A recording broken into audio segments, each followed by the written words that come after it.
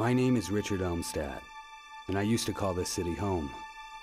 If you live here long enough, the stench of this city seeps into your skin, and you have to get out. I lived here long enough, and then some. Long enough to get to know the people at the top, the politicians who line their pockets while the city decays, the vultures who take what they want while the rest of us go hungry. I'm a painter. I don't make much off my work, but I get by. I come from a long line of politicians, but I never wanted any part of that life. I traded the mansion on the hills for the life of a starving artist the first chance I got. I never regretted it. All the city reporters used to know my name. Some of them knew me for my work. Most knew me for my father. Carl Elmstat, my father, was the leader of the beloved Cosmopolitan Party, and this past year he ran for mayor. He was running against Edward Raban, an old rival of his, and pledged to change the way City Hall did business. He was a natural leader and an honest man. He saw the city not for what it was, but for what it could be. Politics was more than a job for my father. It was his calling. He never took a vacation and always showed up at town halls, for better or worse. The people adored him. Even when he failed, they knew he was fighting for them. He was fighting to take the city back, and the vultures at the top weren't going to let him. The night it happened was nothing special. He was working from home, as he often did. That night was his last. A cold-blooded armed robber broke in and shot him. The killer stole everything he could and left my father bleeding on the floor. My father was a noble man. He deserved better. When I was a kid, my father never had time for me. When I got older, I decided I didn't have time for him. Now I'm burying him, and I wish I could go back. I wish I could talk to him one more time. I'd tell him that I admired his courage, that I loved him, and always did. This was no random crime. It was calculated, planned. I'm sure of it. After the election, my father made enemies, and that night one of them struck back. In my bones, I know that Edward Raban is responsible for this atrocity, but I have to prove it. I don't have many friends in the city, but if there's one person who can help me at a time like this, it's Judy. I only hope she'll take my call.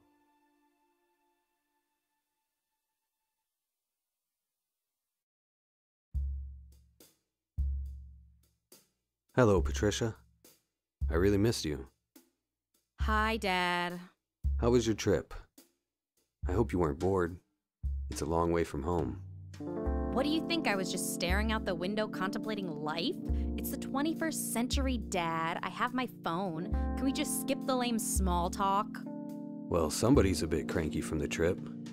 Why don't you just relax a bit? We'll talk later. Can't wait.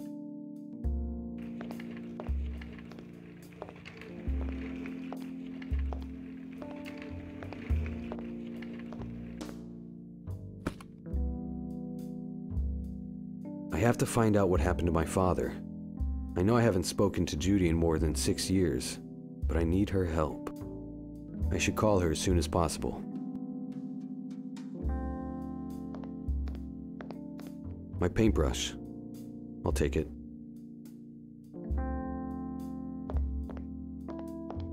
This place is a mess. I better clean it up. I'll start with these scissors. I'll leave that where it is.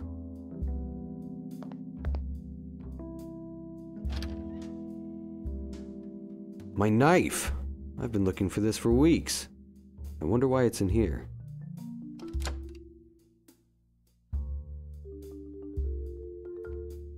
Yes, I could do that, but I don't see a reason for that at the moment.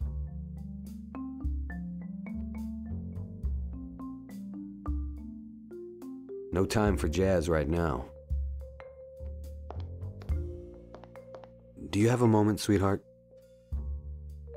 What is it? How you holding up, honey? I mean, with Grandpa. It's still hard to believe. I can't wrap my mind around it. How can anyone be so evil? I ask myself that question every day. I miss him so much. Me too. That's it for now. Okay.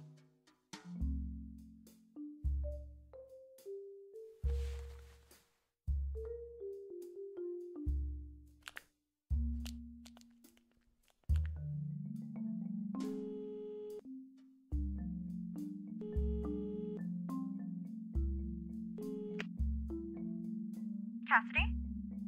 Hello, Judy. It's me, Richard. It's been a while. Wow, the great Richard Elmstat has decided to grace me with a phone call. Listen, Judy. I know you're upset with me, but I really need to talk to you.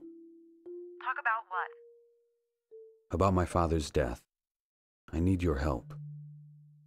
Sorry to be blunt, Richard, but I haven't heard from you in 6 years. Now you want me to comfort you and tell you everything's gonna be alright? No, it's not like that. I'll explain everything.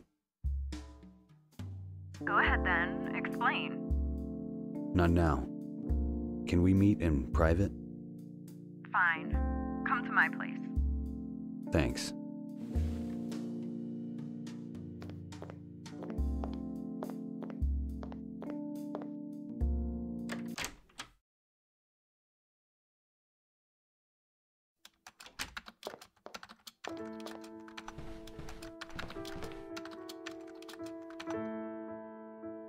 Hey, Judy. If it isn't the famous painter, Richard Elmstat. Please, Judy. Not now. I need your help. Must be pretty damn important for you to come crawling back to me. Come on, Jude. Stop it. I know it's been a long time, but I can't change that now. And, well, it's good to see you. I missed you. Yeah, right. If you missed me, you would have called. Judy, please. I really am sorry. Look, if it makes you feel better, you weren't the only one. I haven't spoken to anyone. Why? Why would you do that? What did we do to you? I can't explain what happened.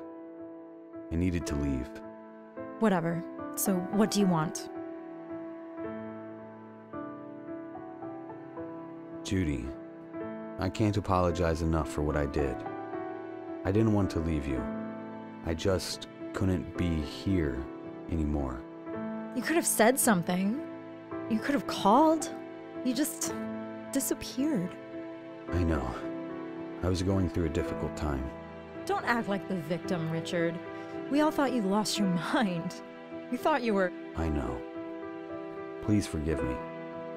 I wish I could go back and change it. But you can't. Well, nice to have you back, I guess. You look good. Thanks. You too.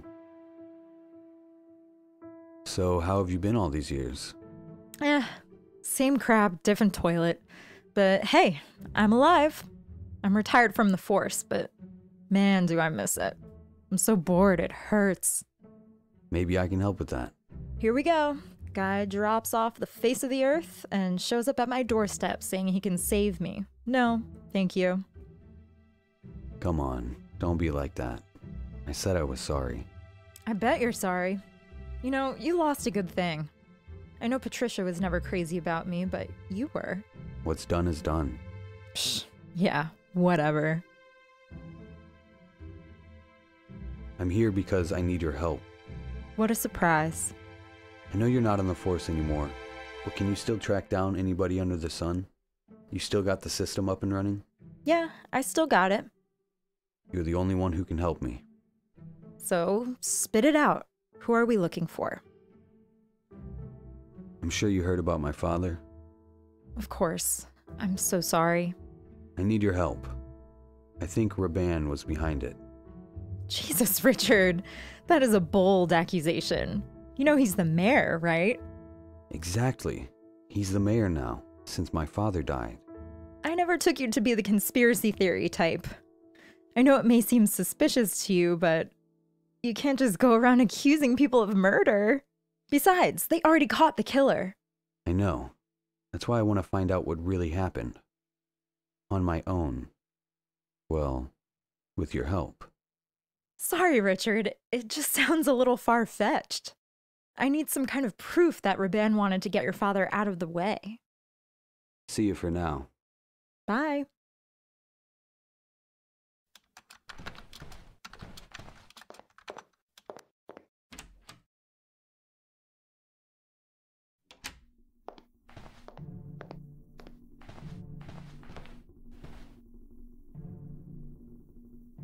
I'm sorry, Father. I wish I'd been a better son to you when you were alive. I promise. I will find out who did this to you. I will. I love the smell of antique wood. I don't need that. Every war ends in peace. Father's favorite motto. I remember having this poster all over our house. I wonder why the word peace is written in capital letters.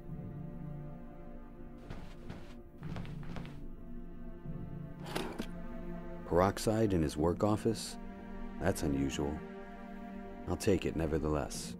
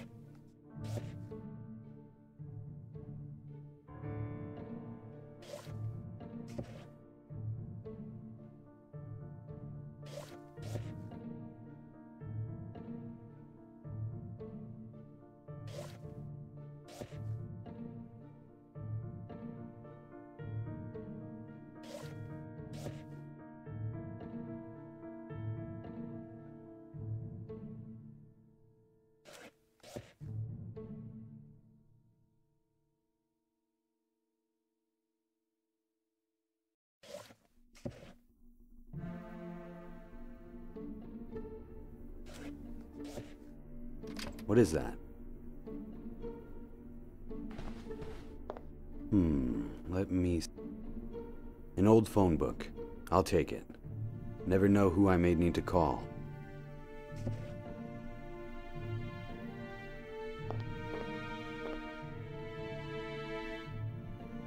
It's a sealed document. Why did Father hide it like this? An envelope I found in Father's office. I should open it carefully. These documents appear to be some kind of policy agenda. Let me see. Wow, this is huge. These documents detail my father's proposals for a wide array of new social programs. He called it Project Cosmo. He wanted to reinvest in the city's educational system with major building renovations and a new vocational school downtown. He had a plan to fight homelessness too. The city would build new shelters and partner with drug rehabilitation centers on a new work training program. He was going to raise the minimum wage and create a system that would offer healthcare to all city residents. It's ambitious to say the least. But how would he pay for it? Apparently Project Cosmo also included an anti-corruption initiative. My father had located hundreds of millions of dollars in misused funds. This was money that was flowing to organized crime syndicates and, of course, right into the pockets of Edward Raban and his political cronies. This document identifies at least 24 politicians from both parties who were stealing money from the budget. Amazing. Raban must have found out about this and knew it would be the end of him. Could this be why he had my father killed? I wonder who else knows about this. I may be the only one. I should be careful with these documents.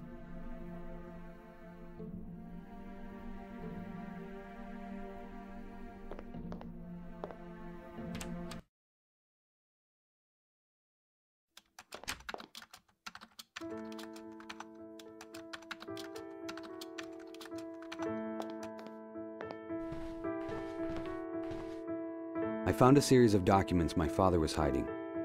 They outlined an ambitious plan for the city's future. And trust me, This would have been the end of Raban's political career. What was in the documents?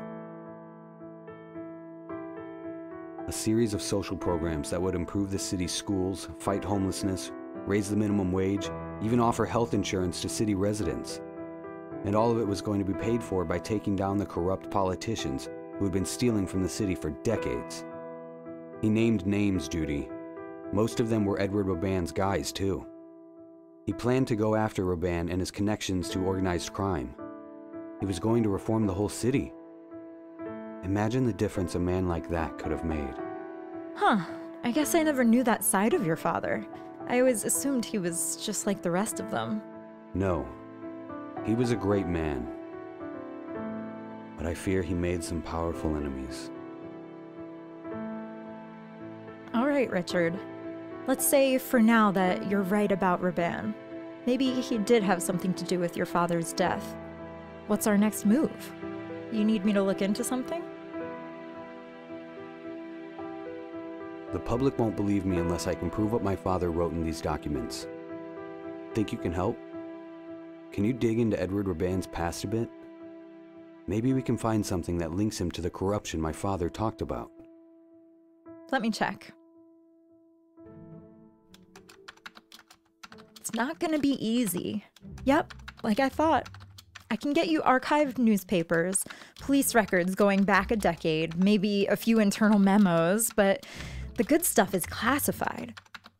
Only one with access to the real Raban is Raban himself. So I'll break into his office.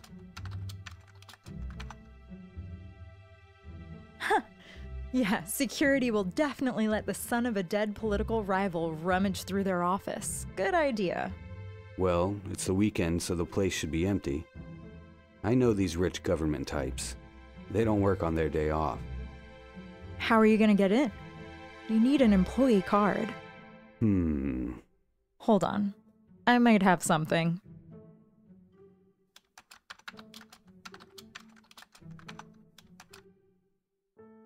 We used to call this the skeleton key. It's an access card like any of the government-issued ones for employees, but it's got a chip so you can adapt to any sensor in the system. Opens every door in the city. You're kidding. We used it for investigations that required a little discretion. We got into buildings like Raban's all the time. Pretty cool, huh? Shouldn't you give it back to the police? Please. The pension isn't what it used to be. I took a few things for myself on the way out. Can I borrow it? Maybe. What do we say? Please. Please and? Thank you. There you go. That's the Richard I remember. See you for now. Bye.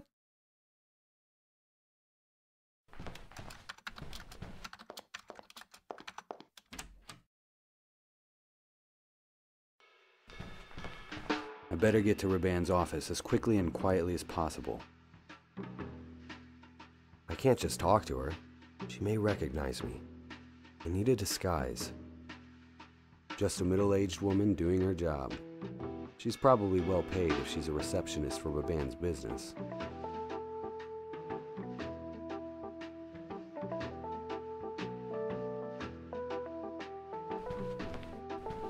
All right, I could use some coffee.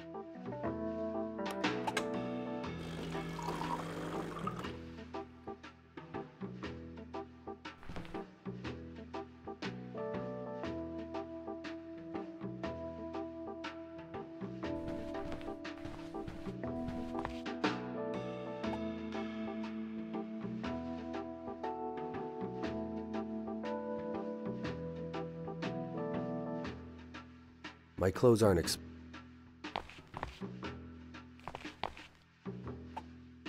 The heat has completely dried the coffee.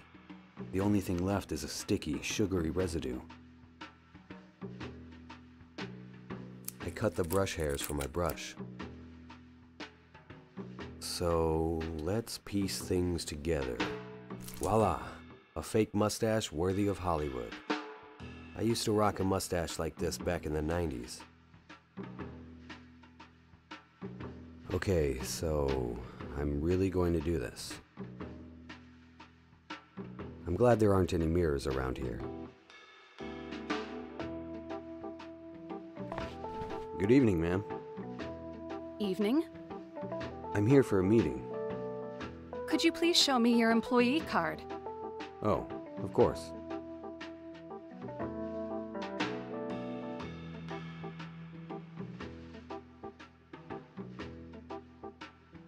Not yet. She'll notice me. I need to disguise myself. I'm here for a meeting. Could you please show me your employee card? Oh, of course.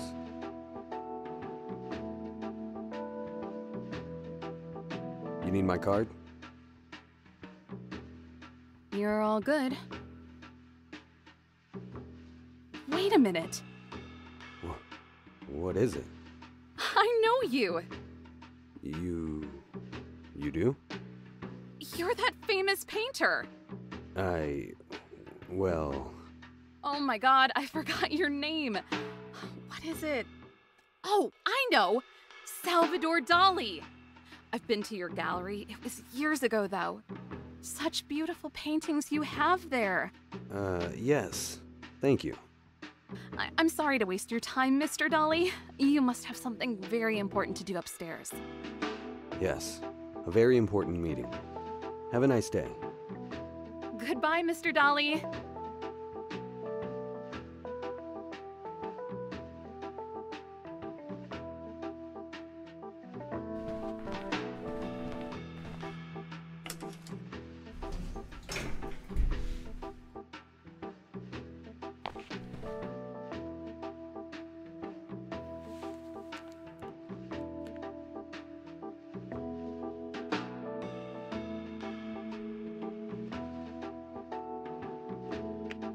Hi, Richard. What's up? Hey, Judy. I made it past the receptionist, and I'm in the elevator. Took you long enough. I had to disguise myself. I'll tell you later. So, where's the office? Let's see. Should be on the top floor. Thanks. I'll be in touch. Good luck.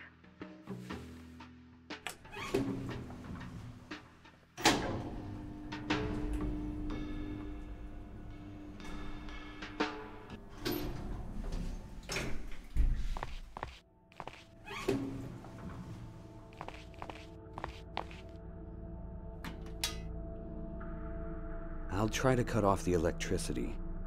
Hopefully that will disconnect the door's security lock. Oops. Looks like I turned off the electricity for the whole floor. I better act fast before someone comes.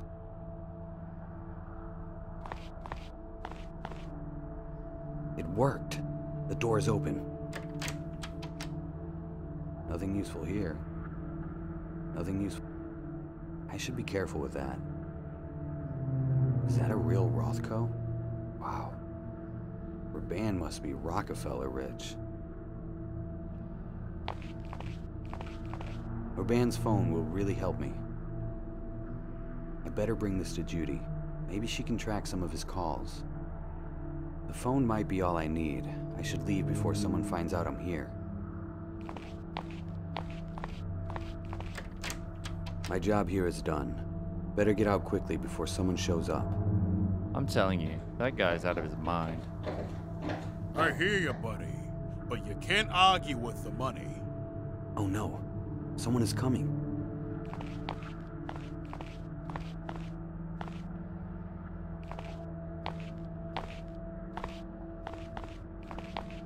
I don't understand why anyone would want to work here voluntarily. Beats me. If I didn't have a mountain of debt, I'd quit this madhouse tonight. And I'd be right behind you. How's the consulting business been lately? I don't want to talk about it. This year's been a disaster. I haven't had a chance to refocus since that nightmare you and I went through. I still can't believe it really happened. I think about it every day. It was horrible. But on the other hand, if old Elmstat is finally dead, maybe it was worth it. As long as we don't have to deal with them again. I hope I never see those. Shh! Keep it down. They might be listening. Yeah. Just turn the lights back on and let's go get a drink.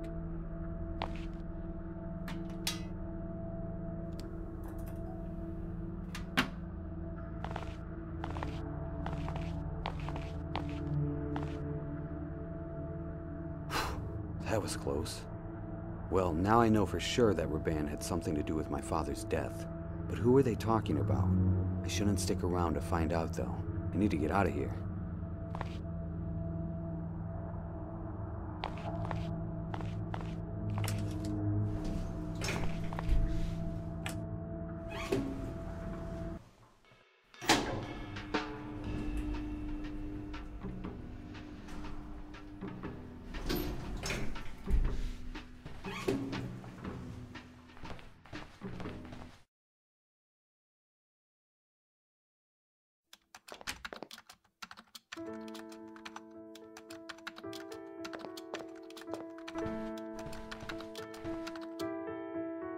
Hi.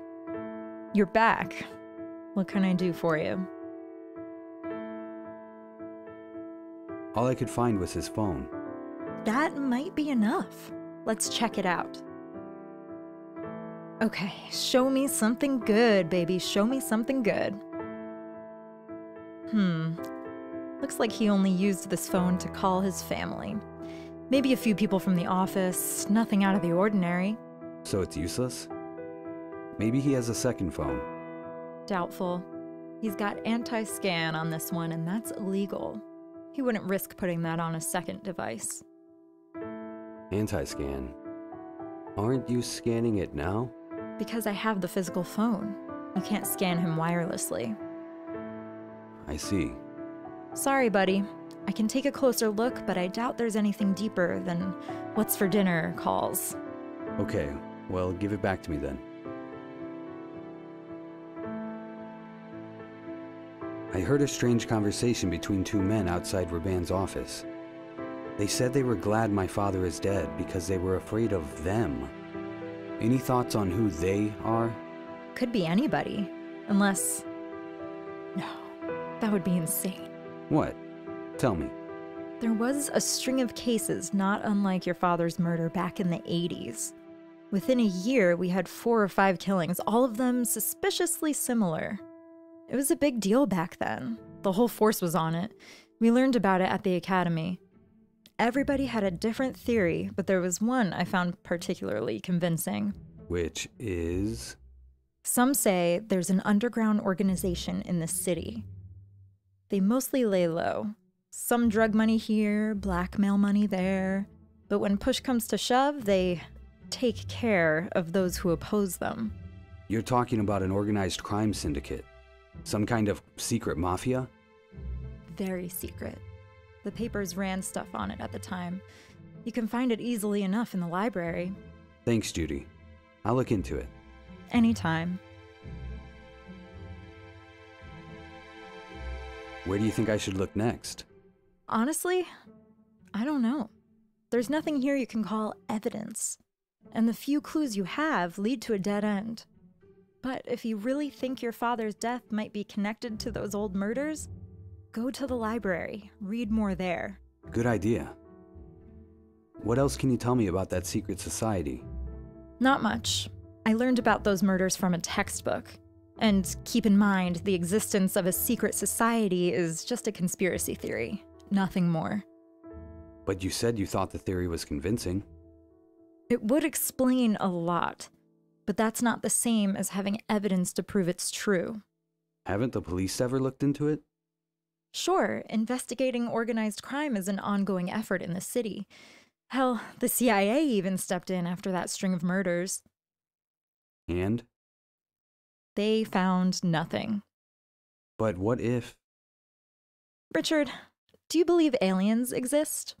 No, not really. Why? There's no proof that they do. Exactly.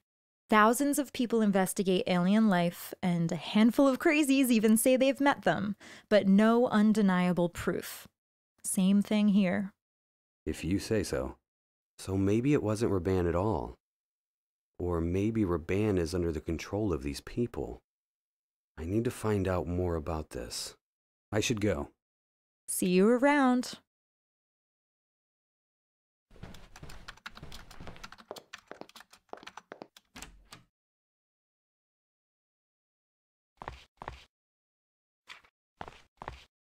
Good afternoon. Hello there. How may I help you? I'd like to use a computer. Of course, sir. May I please see your library card? I actually don't have one. But I need to use a computer. It's urgent. I am sorry, but the computers are for members of this library only. I'll be quick, I promise. I can pay you. I'm sorry, that's impossible. Rules are rules, no exceptions. Okay, I'd like to sign up for a library card then. I apologize, but you'll have to wait until tomorrow. Why is that?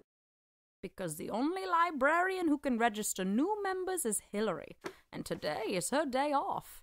You're kidding. Is there any way I can access a computer without a card? Sorry, dear. No.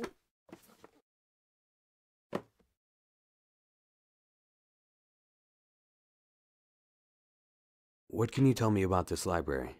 This building has a long history. One of the men who helped build this city founded it more than 200 years ago. That's impressive. The library does need renovations, though. When Elmstat was running for mayor, he promised a new wing would be constructed. I'm so sad he passed away. So am I. Tell me something about yourself. Me? I'm a book lover through and through. I've worked here for more years than I care to tell you. I love it here. I wouldn't change my job for anything in the world. Don't say that too loud, or your boss will hear and take advantage of it. No, I'm not afraid of that. He's a very sweet young man, like yourself. Thank you, ma'am. I have to go now. Goodbye, dear. Excuse me. Yes? What are you doing? Can't you see I'm rather busy? I apologize, sir. What can you tell me about this library? It's the oldest in the city. Been here for at least a century. They've updated it and modernized it, of course. But you can still feel the history in the walls. I love that about this place. I know what you mean. I feel it too. I thought I was the only one. This is a magical place. I spend all my time here.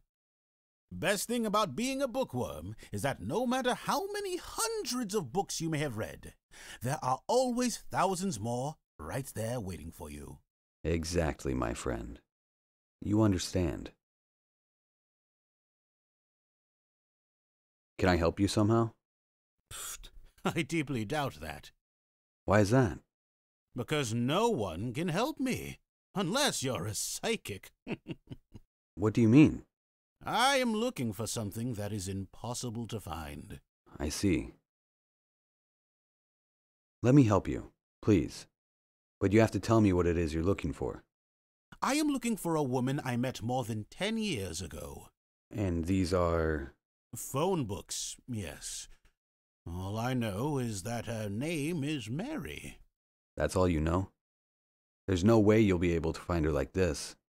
There are dozens of phone books here, and each must have hundreds of Marys in them. And I call each and every one of them. Well, you were probably right. I don't see how I can help. If only I had an older version of these phone books.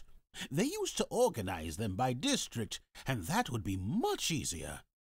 I know she lived in the Fleetwood district. I'll see what I can do. See you for now. Bye.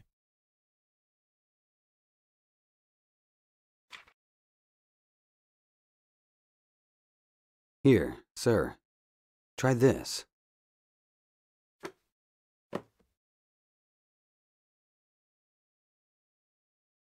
My goodness! This is the version I was looking for. Where did you get it? In an old place. So, let me see. No. Look at this! There is only one Mary in the Fleetwood district. This must be her. Thank you very much, young man. Is there any way I can do something for you? Actually, you could help me with something. I need to access the computer, but I'm not a member of the library. No problem, my friend. Here, you can borrow my card. Thank you kindly, sir. I can finally call her now.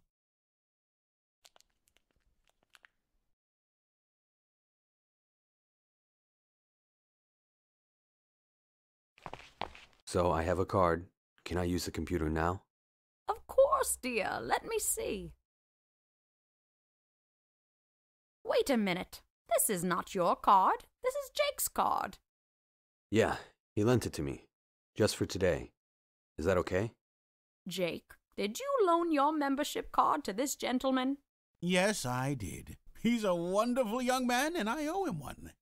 Okay, if Jake says it's all right, you can use the computer. Thank you very much.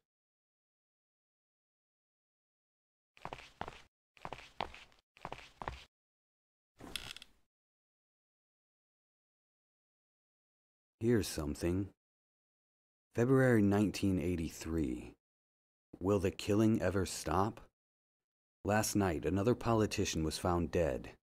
Stephen Broadman, a top advisor to the mayor, was murdered in his summer home just a few miles outside the city. This marks the 6th murder in 2 years of individuals connected to the mayor or the city council. Detective Howard J. Proctor, the head of the investigation, said in a statement, "We are working with our best men, and I can assure you we are very close to ending this madness." Detective Proctor declined to comment on whether the killings might be politically motivated, or if the police have discovered any other connections between the murders. Interesting. I better find out more about this Detective Proctor. He may have some useful information. First, I need to find out where he lives. There's only one person who can help me with that.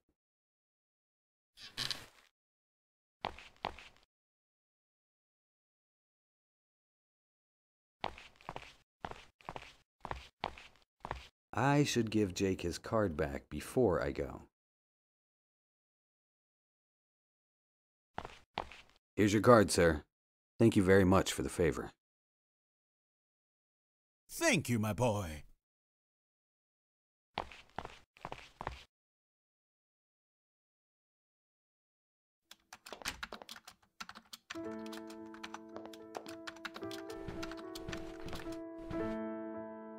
Hey, Judy. Can you run a name for me? Who is it? A detective who worked on the old murder cases from the 80s. His name is Proctor. Heard of him? Proctor. Sounds familiar. I want to pay him a visit if he's still in the city. Can you get me his address? Just a second. Alrighty, Howard James Proctor, former detective, studied criminal justice, okay. Married, wife deceased, blah, blah, blah. Yep, here it is. Got a pen handy? It's 76 Maple Street, apartment A. Thank you, Judy. I owe you one. You owe me a few now. Good luck.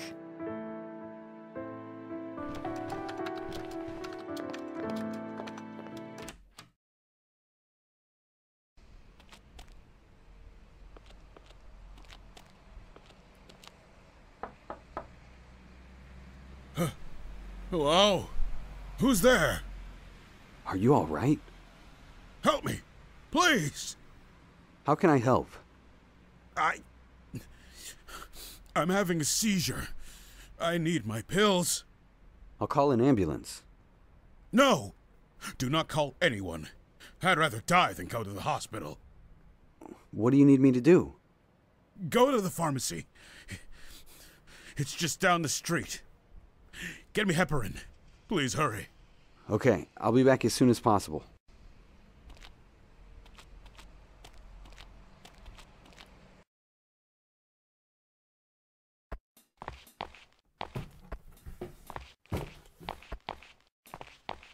Good afternoon. Hello. What can I do for you? I need medicine. Heparin. Right away. Do you have a prescription? No, I don't. But a man is in serious danger. Yeah, sure. A man is in danger. Never heard that one before. What? We don't just hand out drugs to junkies here. You need a prescription. You don't understand. It's not for me. This man could die. No prescription, no medicine. I'm sorry. How can you be so cruel? How can you live with yourself? Easy. I wake up, come to work, and do my job. And my job is to provide medicine to people who actually need it. How can I prove to you it's really for my friend? By providing a prescription. This is hopeless. I need to get it another way. I should go now. Goodbye.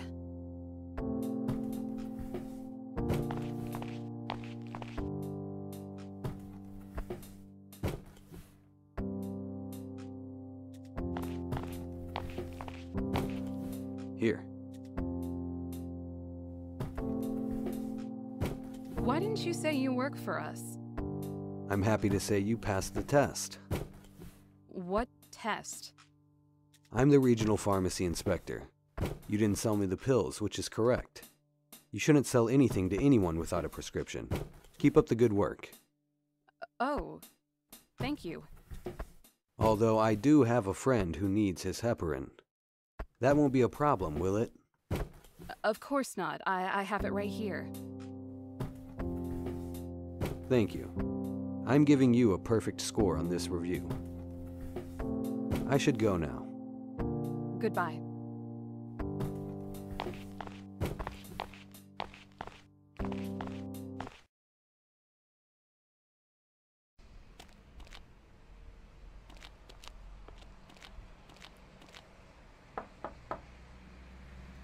I came back with your pills. Please, come in. Please, give me my pills. Here you are, sir.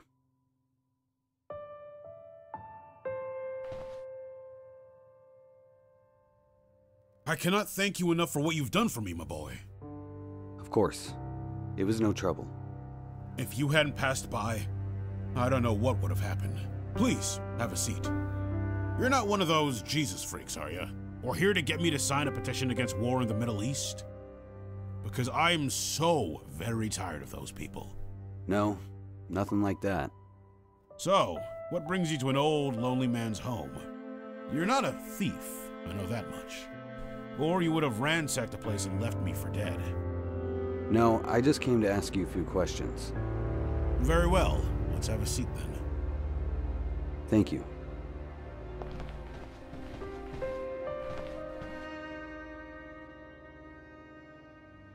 Do you mind if I ask you a few questions? Of course not. You were a detective once, weren't you?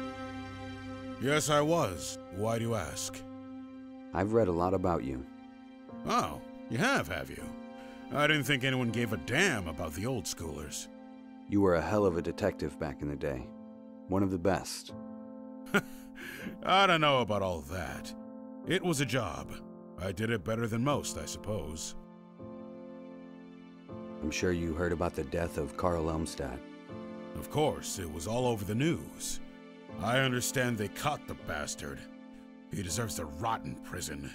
Though nowadays, prison is for girls.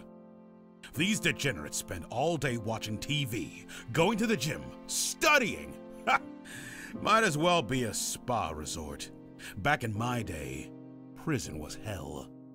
If you murdered a good man like Carl Elmstat, you were made to feel the full, brutal force of the law. Who's Elmstat to you? I'm Richard Elmstat, his son. Oh, I'm so sorry, my boy. I can't imagine your pain. But you can help me. How's that? Can't you see it? The mayor promises change and reform. Then, he's assassinated. Sound familiar? You're referring to the cases I closed more than 30 years ago. They were solved, my boy. What does your father have to do with them? The same people did it. You know it. Know what? There is a secret society that rules this city. They're not elected. They exist in the shadows. You're drawing conclusions based on conspiracy theories. Am I? Either way, your father's case is closed. They caught his killer. What else is there to do? I can't let them get away with this. And you plan to reopen the investigation all by yourself? That's madness. Help me or don't. You can't change my mind. I was a young man with crazy ideas once, too. If some old man told me it was impossible, I told him to shove off, and did it anyway. Very well. I will help you if I can. This was no ordinary break-in. It was a planned assassination, just like in the cases you worked so many years ago. Those cases are closed. Cold-blooded thieves in the night, nothing more. But you don't believe that. You're not on the force anymore. You don't have to lie to me. At this point, you're only lying to yourself. All right, but what I'm about to tell you has never been proven. I came close a few times, but my superiors wouldn't hear of it. They even tried to suspend me for talking about it. I'm listening. There is a group of people. They rule this city from the shadows. They control everything. If you step out of line, they will kill you. I knew it. As I said, I could never prove any of it. No one was allowed to investigate any case relating to the matter. I had to turn a blind eye. I had to carry on as though I knew nothing. But who are these people? Are they mobsters? A secret society? I really don't know. I only know they exist and that they've been here for decades. You must know more. There were rumors that they moved through the city using underground tunnels, but that's impossible, and I never found any reason to believe that was true. That's all I know, my boy. Thank you, sir. This has been very helpful. What about those murders you investigated back in the 80s? They were similar to my father's case, weren't they? Somewhat. Tell me what you know. Please. You caught 4 of these murderers. They must have told you something. No one said anything. Most of them died before I had the chance to question them. I believe there is only one still alive, but... What? It's pointless to speak to him. Why? Who is he? His name is Michael Coltrane, but everyone just calls him Crazy Mike. Spends all day rambling about aliens or monsters or some nonsense like that.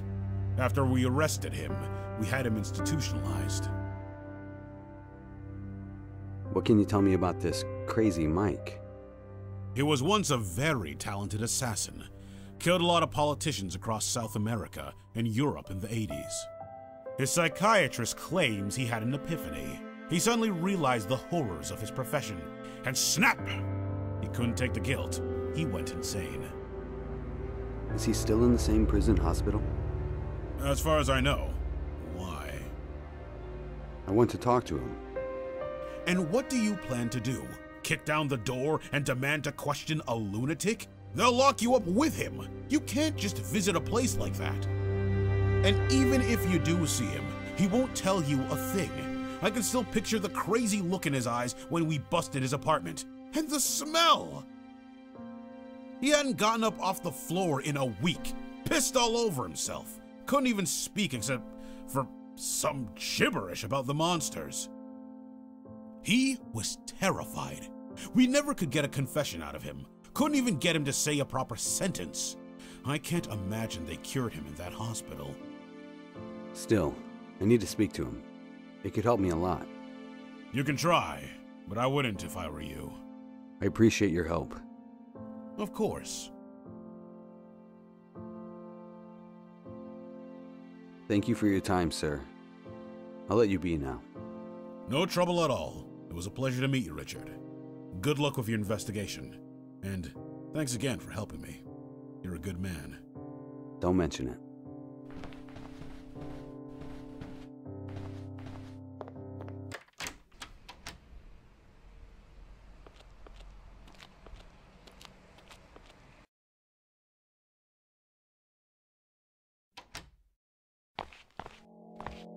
Hello, officer. Good afternoon, sir. Can I help you? I'm here to visit Michael Coltrane. And you are? A friend of his. Mr. Coltrane is not allowed visitors. There's been a court order. I really need to see him. It's urgent. No exceptions, sir. The only people allowed to see him are his doctors and those with explicit permission from the court. I cannot let you in. I see.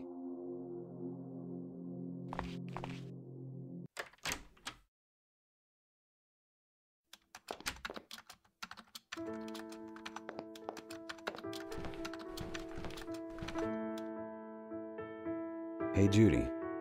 Hello, Richie. I need you to help me forge something. Again? You're really enjoying this newfound life of crime, aren't you? I prefer to think of myself as a detective. And where do the clues lead today, Sherlock? Prison hospital. I want to talk to Michael Coltrane. Michael Coltrane. Michael Coltrane. Crazy Mike?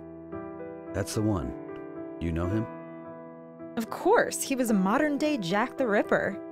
At least that's what the papers called him in the 80s. You want to talk to this guy? You're insane. Thanks for the encouragement. Just saying, he went on a killing spree through the city. What does he have to do with your case? Detective Proctor told me he was the killer in the last of the political assassinations. He might be able to tell me something. Problem is, he went insane just before they caught him. Huh. Wow. Look at you, knowing all the top secret information before me. I'm a little jealous. I'm starting to get the hang of this. You think you can forge some paperwork to get me in? Sure, give me a second.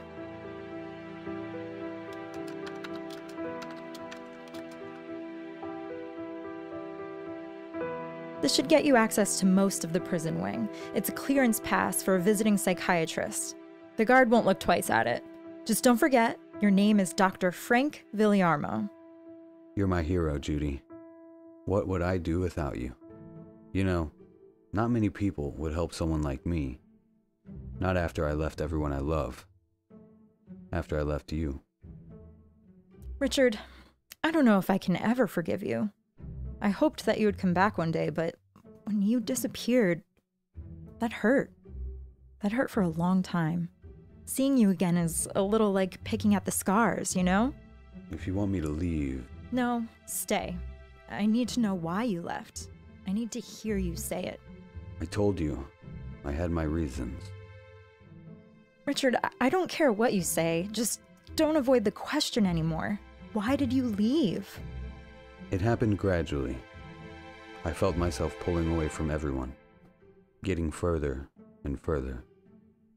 And then I reached a point when I couldn't speak to anyone. Why not? I was depressed. I would lie awake all night, unable to sleep. And when the morning came, I couldn't get out of bed. That's why you wouldn't sleep here? I didn't want to put that on you. You could have told me. I could have helped. We all could have. Patricia, Miranda, everyone. I know. I chose to be alone. But then being alone became too much. I couldn't escape the feeling. I started... What? Tell me. I started sleeping with my models. I thought it would cure my depression, and it would work for a little while. I would forget how I felt. I'd forget everything.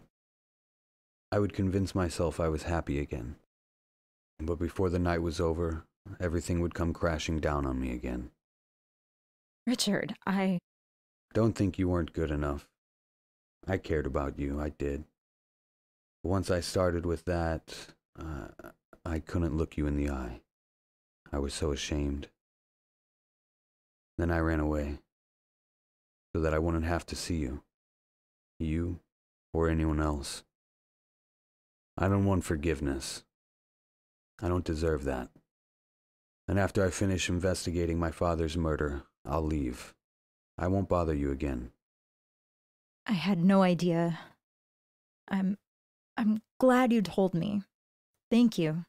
Thank you for being honest. It's the least I can do. I'll talk to you soon. I should go. Sure.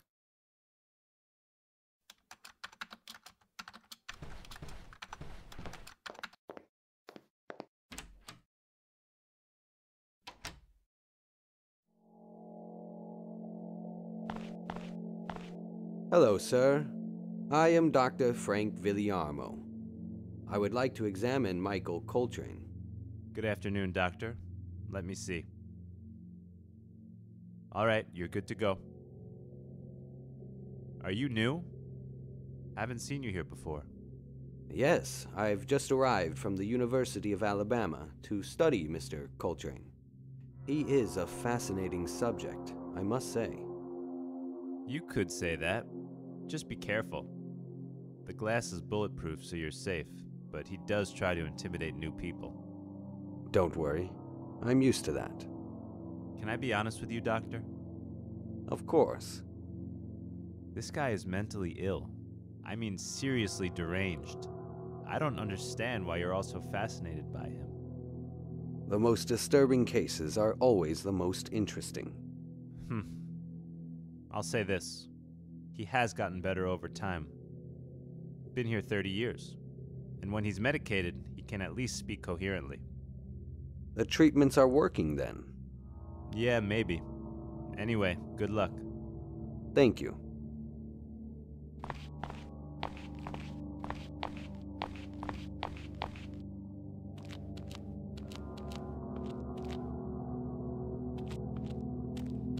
Hello?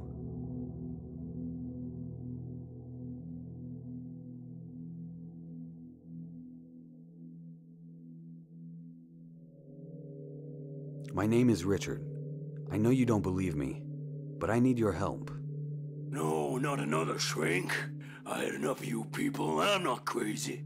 I know what I saw. I'm not a doctor, Michael. I just want to hear your story. I want to know what you saw back in the 80s. I already told my story 1,000 times. They got it on tape and everything. Ask one of your shrink friends to play it for you. I told you, Michael, I'm not a doctor. Yeah, right. Ain't nobody come through here but doctors and guards. Beat it, Doc. You're right. I'm not supposed to be here. I forged documents and snuck in just to see you. My father was killed. I don't know you. I don't know your father. Not my problem. He was killed by the same people who hired you all those years ago. And what do you want from me? I can't help you. You're the only witness still alive. You think I know something? I know something happened to you. You're not the same man you once were. The people who killed my father, they changed you. Well, that may be true, but it doesn't matter. Nobody believes me. I do. Hold up, if you ain't a cop, and you ain't a doctor, how did you find out about me? Detective Proctor told me about you. Proctor, yeah, that guy, he's still alive? More or less. Listen, Michael, I risked a lot just coming here. You're the only one who can help me. Please, I beg you.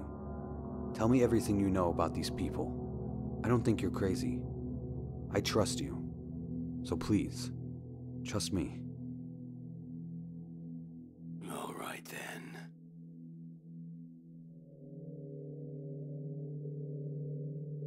You've been locked away a long time, so you probably don't know.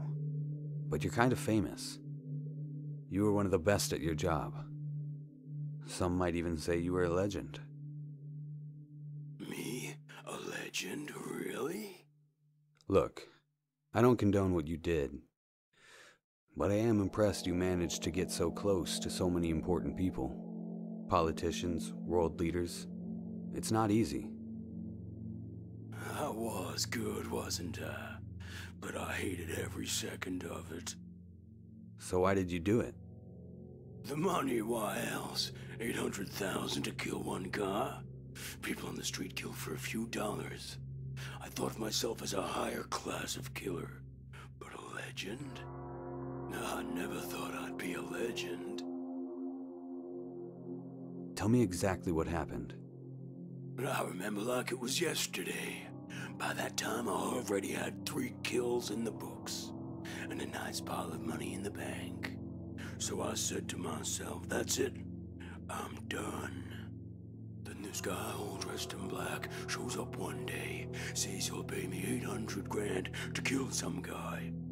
He puts 100 grand in cash right there in front of my hand and says, this is just for listening to me. You'll get the rest when the job's done. So I agreed. I'd do one more job. Who did you have to kill? The target was some guy I'd never heard of, but apparently he was famous. Some kind of president of the Peace of America organization. Tyler Green, if I remember right. To this day, I don't know why this hippie was so important. Tyler Green was the man who inspired my father's entire political philosophy. The pieces start to fall together. So I did the job. The guy in black said to meet him in this shack way out on the outskirts of the city. He asked for pictures, for proof. Oh God, no, not again. What's wrong? I'll see it again. No, get out of my head. Michael, look at me. Oh, I'm sorry. Sometimes I have these seizures, as the shrinks call them. Are you okay to keep talking? Sure, where was I? Oh yeah, the guy in black says how satisfied they are with my work. Says they got my money right there. But first, he wants to sit and talk. He says they want me to work for them full time, but doesn't say who they are. By this point, I don't really care. Mafia, CIA, the Russians, whatever. I just wanted to get my money and get out of there. And then it happened. The room was quiet. Kinda like this room right now. But then it got too quiet. No sound at all. He started talking again, but his mouth was closed. What do you mean? God help me, I never experienced anything like it. He told me they needed me. They wanted me to be one of them. Who were they? I don't know, he just kept sending his thoughts to my head, and I heard every word just as I can hear you now. But that wasn't the worst of it. Someone else was talking. At first I thought they were in the room too, but there was nobody there. He spoke to me. He tried to convince me. He showed me pictures in my head. He showed me their incredible wealth, the power they had. He showed me how they control the world. I saw it all with my head, as if I'd experienced it myself. Like a memory, these people are not from this world. They're monsters, aliens from another planet. I started screaming. I left the money on the table and ran. And the whole time I was running, I could hear the voices in my head. The voices started speaking some nonsense language, whispering like they were right next to me. I went back to my apartment and lay on the floor for what must have been days. Do you still hear them, Michael? I heard them for a week or two after that. Then all of a sudden they stopped. But sometimes... What? Sometimes I see things. What things? Things not of this world. We are slaves, Richard. I don't want to live like this anymore. I don't want to see these things. I envy those I killed. Living in this hell is my true punishment. Don't worry, Michael. Everything will be all right. You don't know how often I hear that phrase. It's never gonna be all right. Never. Not as long as they exist. He may be hiding something important. I should check out Coltrane's apartment in case there's any evidence left behind. That is, if the apartment still exists. That's it for now.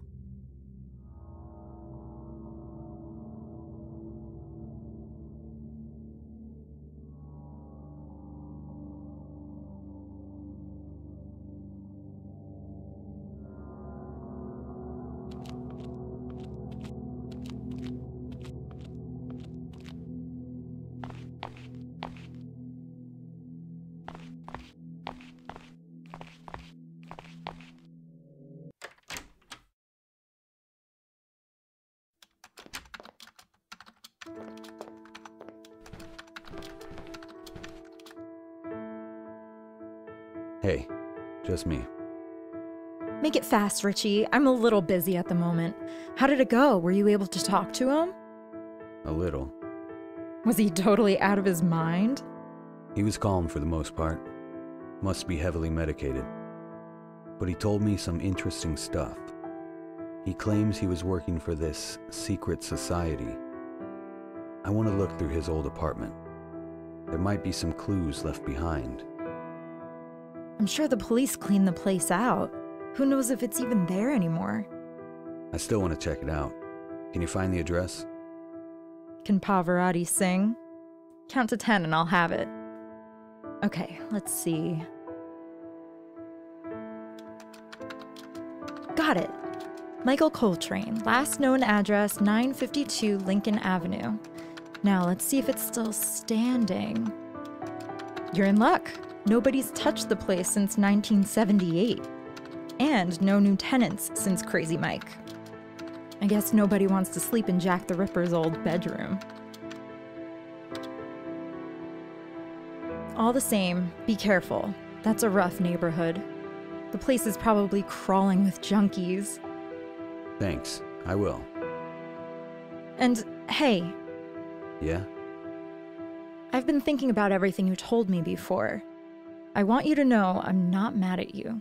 It took a lot of guts to tell me all that, and it wasn't easy to hear. But I forgive you. Thanks. That means a lot to me. I don't want you to disappear again after this. I don't have a lot of friends, and I could use one to talk to now and again. I'd like that. Anyway, here I go getting sentimental when you have a case to solve. Have fun at your crack house. Yeah, I'll try. Talk to you soon. I'll be here.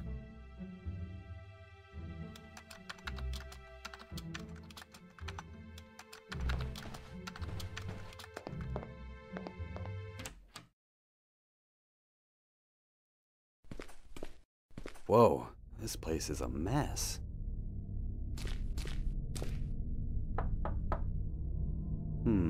It seems hollow.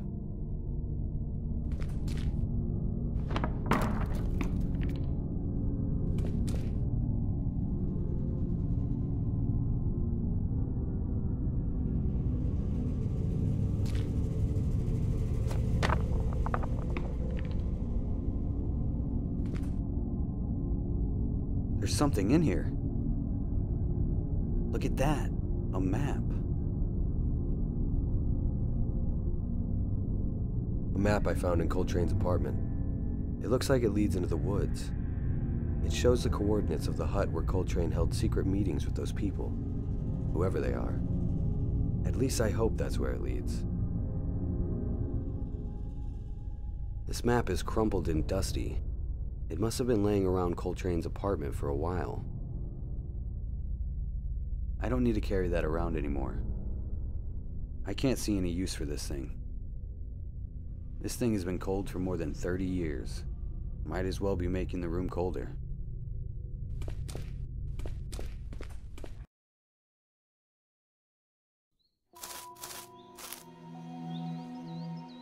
I'm not gonna lie.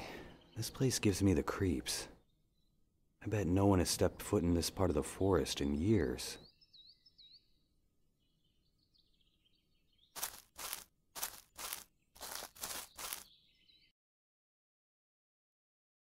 I don't need that. A knitted basket.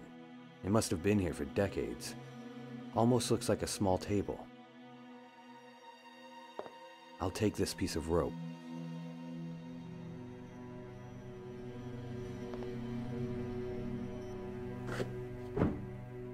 A trap door. I don't need this junk.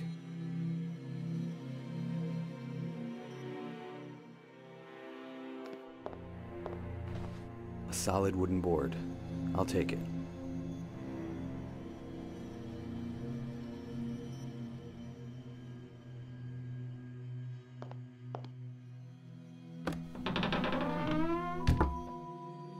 Well, well, well. What do we have here? A secret door. I wonder what's down below.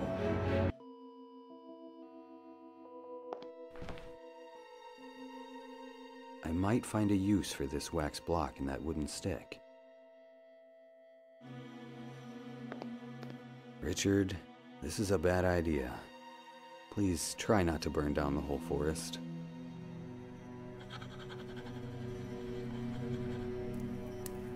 I actually made fire.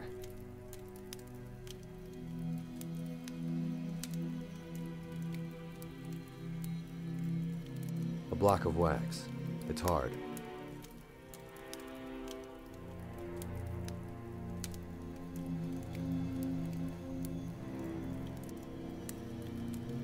Nice. I've melted the wax.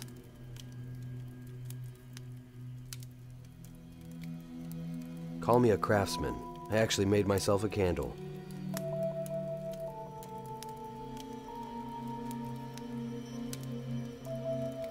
Now that I've lit the candle, I can put this out. I don't want to be responsible for a forest fire.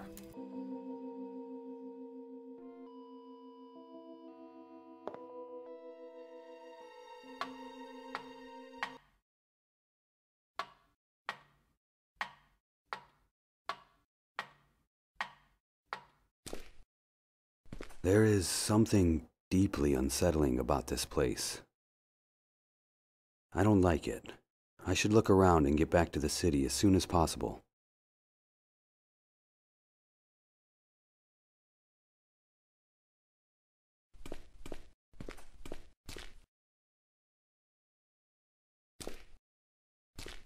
I don't need that junk. These papers look interesting. What's this? These two pieces of paper have some interesting symbols on them. They appear to be different languages, though. I wonder what they mean. I don't recognize these symbols. Strange-looking symbols. They don't look like any kind of human language I've ever seen.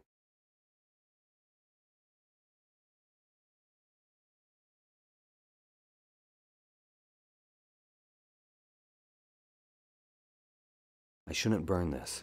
I'm sure I'll find a use for it later.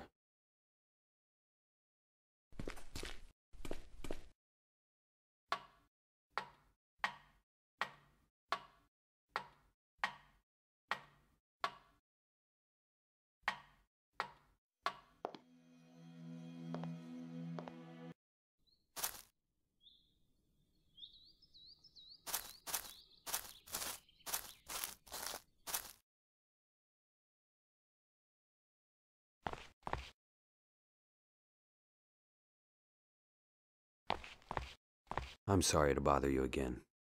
Can you tell me anything about these symbols? Why, of course. These are ancient Sumerian symbols. Cuneiform, to be more precise. One of the oldest forms of writing. Wow, you really know your stuff. Are you able to read them? I recognize what they are, but I have no idea how to read them. That's okay. Thank you anyway. This has been very helpful. Okay, this is helpful. Those symbols are Sumerian cuneiform. I should look into that. No point in asking Judy for help with this. She's as much of a history buff as I am a sports fan. I'll do some research on my own.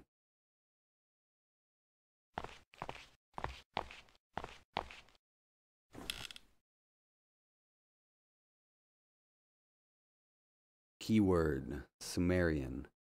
Let's see what this library has. Here's the most recent article, published a year ago. It says, From Archaeology to Psychiatry. Professor Dr. Cornelius Blake, Ph.D., a talented professor from St. George's University, is a well-known biologist. The professor's academic interests, however, extend beyond the biology courses he teaches at the university level. Blake's research in biology has made him a contender for the Nobel Prize, but he is also a historian and one of the nation's top experts on ancient Sumer and Egypt. He is one of a handful of people in the United States capable of translating ancient Sumerian cuneiform, from which he has received several awards. His accomplishments do not end there. He is also a brilliant mind in psychology and psychiatry. Most recently, he was part of a team from Washington Medical University that made historic breakthroughs in treating several challenging cases of schizophrenia. Interesting. I should visit the university and talk to Professor Blake. If he can translate Sumerian symbols, that would be a huge help. My guess is this secret society uses this ancient language as a code of some kind.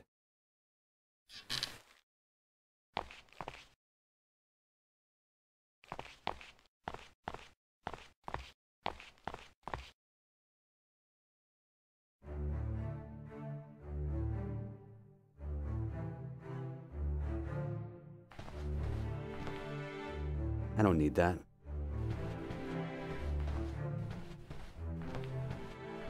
Struggling with your bio research? Let me do it for you. Available for all types of research. Price is negotiable. 555-213-6897. Brian Kosloff. I don't need that. Somebody wrote, "We don't need no education." I had the same attitude when I was in school.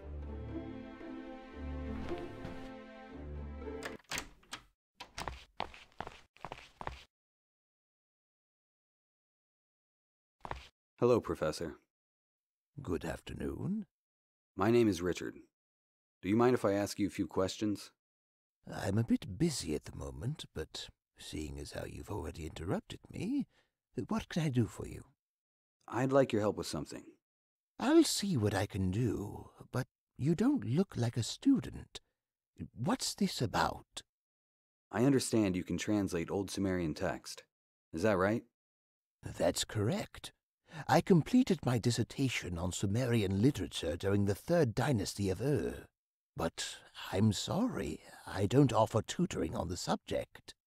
If you want to learn more about Sumerian language, you can buy my book, Forgotten Art and Literature in the Middle East. It's in the campus bookstore. Maybe another time. I'm only looking to translate one piece of paper. Can I see it? Here. Interesting. It appears to be a particularly early form of Sumerian writing, and yet it's been written on parchment less than 50 years old.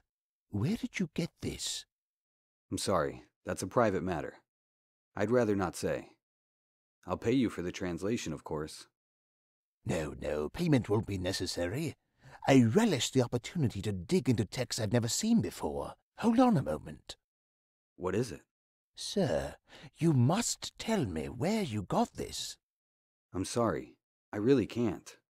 I just need time to translate it.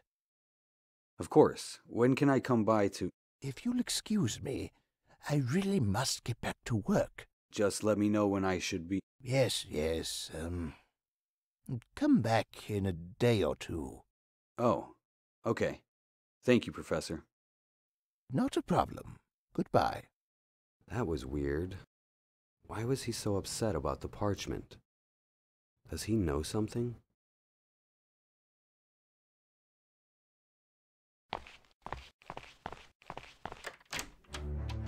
I better call Judy and have her check him out.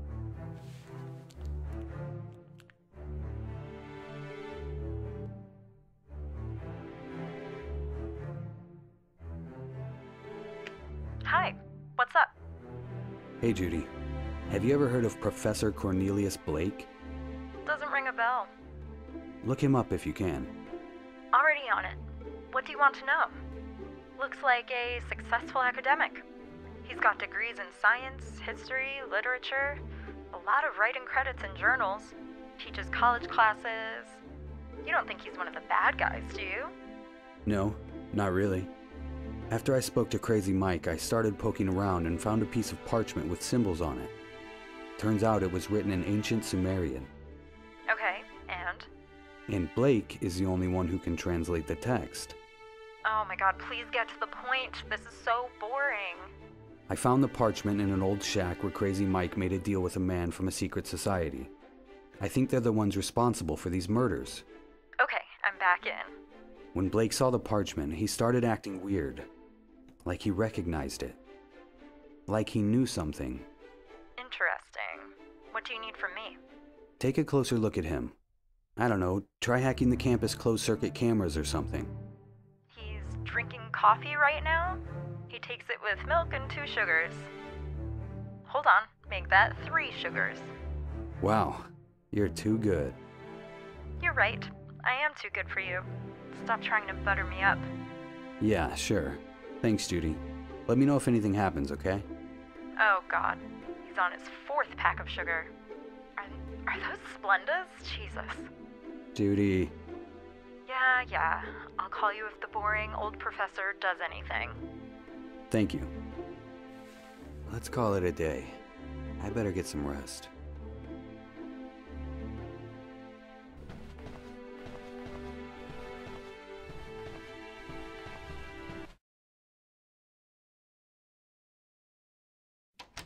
Time for some much-needed rest.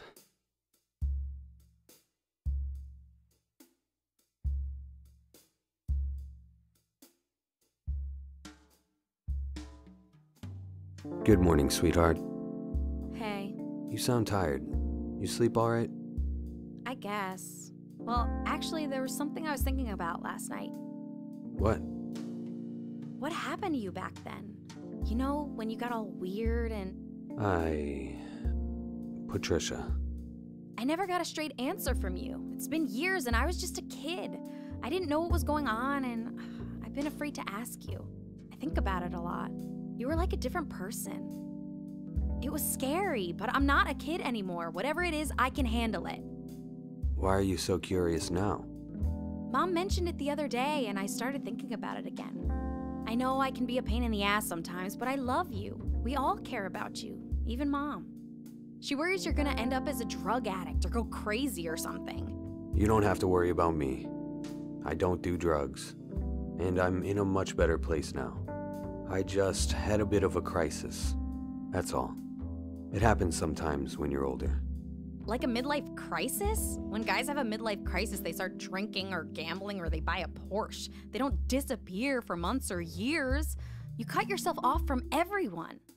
Even Judy didn't know what happened to you. I still don't see what you saw in her. Smart-ass bitch. Watch your mouth, young lady. Judy was a good friend of mine. Don't talk about her like that. I'm just glad you're not with her anymore. She was bossy. You never used to let anyone boss you around. I let you boss me around. I'm allowed to. I'm your daughter. And you're avoiding the question. What happened? Can't you tell me? Yes, of course. Just not right now. I gotta go, okay, honey? Yeah, fine. Just trying to talk to the invisible dad. I'm sorry I haven't seen you much lately. I will soon. I promise. I just need time to figure something out. Don't worry, Dad. I'm used to it. I have to do my homework anyway. I'll talk to you soon. Yeah, okay. Alright. Hopefully Professor Blake has done some translating overnight. I should pay him a visit.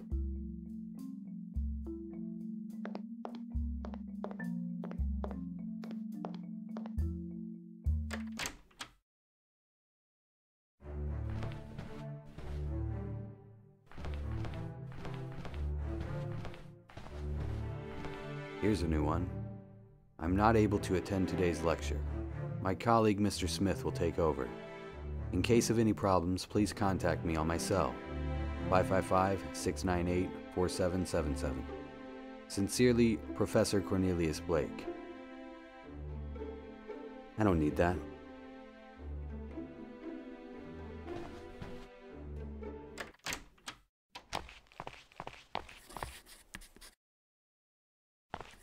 Hello, Professor. Oh, it's you.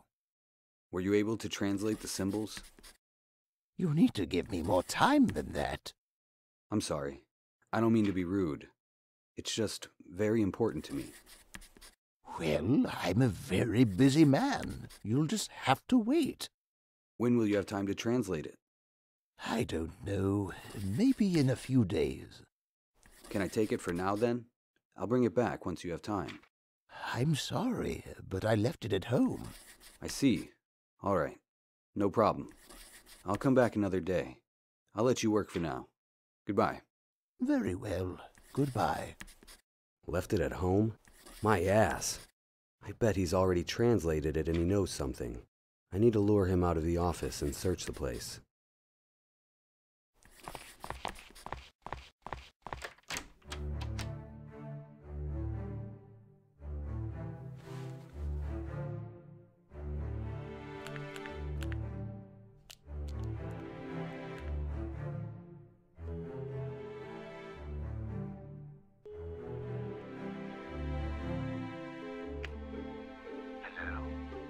Professor Cornelius Blake? Yes? Who is this? My name is Jason Truman, one of your bio students. Something terrible happened in the classroom. Please, Professor, we need your help. I'll be there as soon as I can. Thank you, Professor. It worked like a charm. Now I just need to find a place to hide.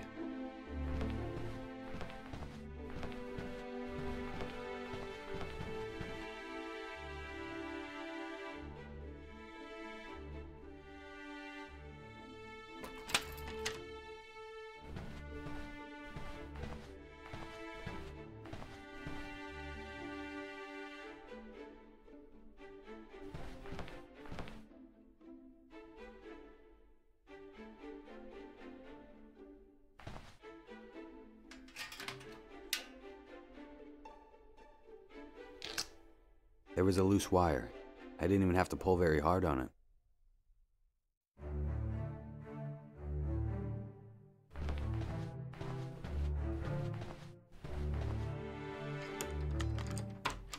I unlocked the door.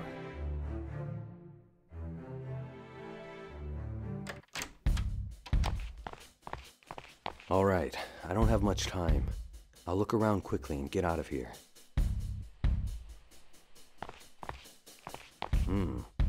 Blood and skin samples. I better take it.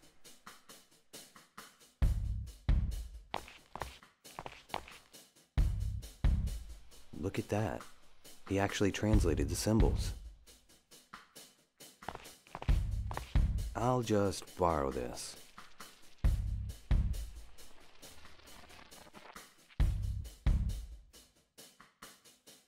Blood and skin samples I found in Blake's office. I should take a closer look at them. But how? And where? The translated Sumerian symbols. A picture of a young woman. Maybe Blake's daughter. Wait a minute. There's a key hidden in the back of the frame.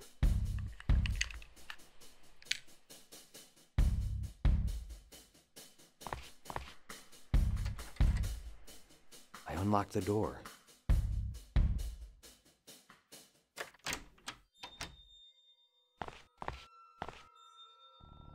This appears to be Blake's diary, or more of a work journal than a personal diary.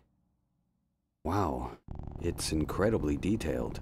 Psychiatry, biology, anthropology. This guy studies everything. Let me see if there's anything helpful in here. This guy really knows his stuff. He's been working on 3 huge projects simultaneously. You have to admit his genius. This section seems focused on biology, even some history. He's very interested in Iran. I wonder what for. An old Sumerian civilization? So this is why he was interested in my parchment. Let's see, student biology research, homework assignments. What's this? Here's something written in red. It says, Metaphobia? What the hell is that? It seems to be Blake's personal project. Some kind of independent research. Judging by the highlighted text, it looks important. Whoa, this is strange. Superior race taking over? Telepathic communication?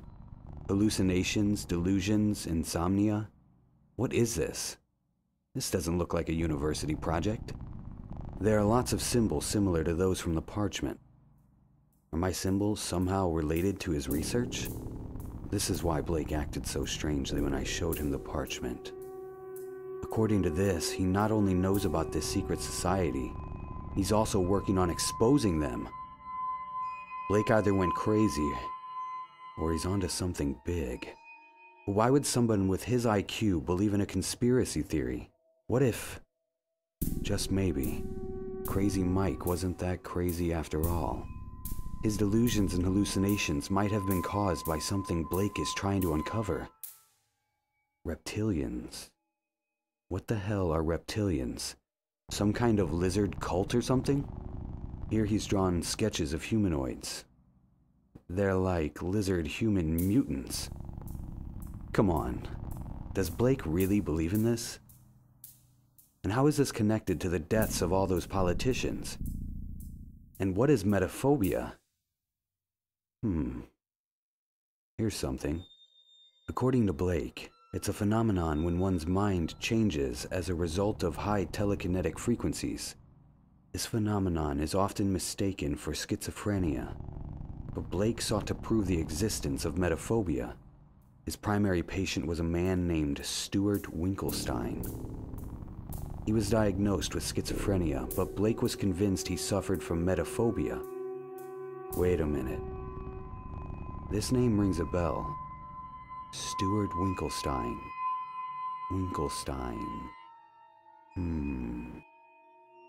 I remember now. He was a successful politician from a different political party than my father's, but he had similar goals. Like all the other victims. There's a weird connection between these cases. But what does it all mean? Stuart Winkelstein mysteriously disappeared more than 7 years ago, and Blake couldn't find out what happened to him. According to Blake, this lizard cult somehow screws with people's minds in order to control them. In most cases, the human mind is too fragile to withstand the pressure, and they suffer from metaphobia. Long story short, they become delusional and go mad because of the high level of unnatural frequencies in their brains. When someone suffers from metaphobia, they are highly delusional. They suffer from hallucinations and tend to claim that he or she knows that the human race is doomed. He also mentions a museum in Iran called the Shant-Magorian Museum. Apparently the only one in the world that has an exhibition about mysticism in Sumerian culture.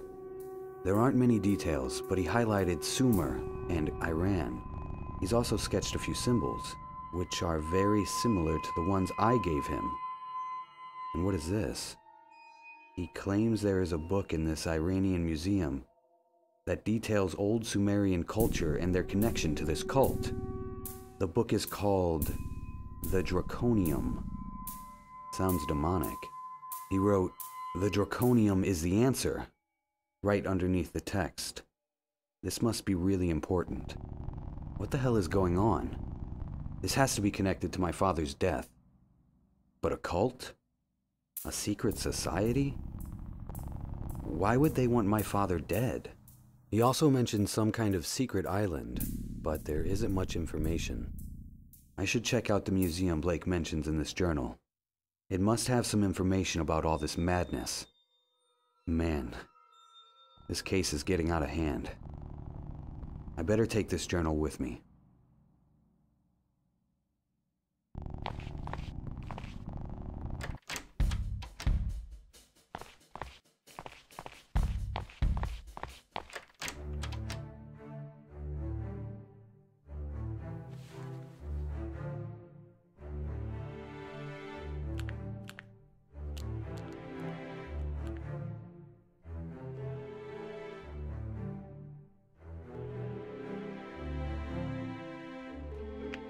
Hello? Hi, I'm calling about the note you posted in the university. Oh, yeah. What do you need help with? I have a blood and skin sample I need processed. Would you be able to help? Yeah, no problem. It'll cost you between $50 and $100, depending on what kind of research we're talking about. That's fine. I'm not on campus right now. Can you meet me in the city library? Sure, no problem. Cool. See you soon. Goodbye.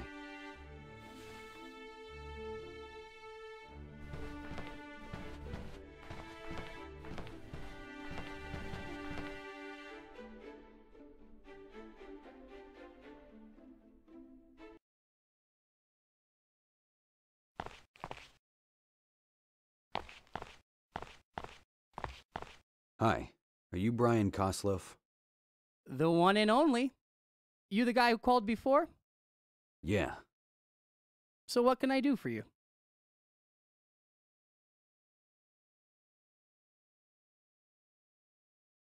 I'd like some research done on these blood and skin samples. I want to know everything there is to know about them. Blood type, skin tone, age, everything. And let me know if you find anything out of the ordinary. Diseases, chemicals, whatever it might be. All right, I'll give it a shot. It'll cost you $100.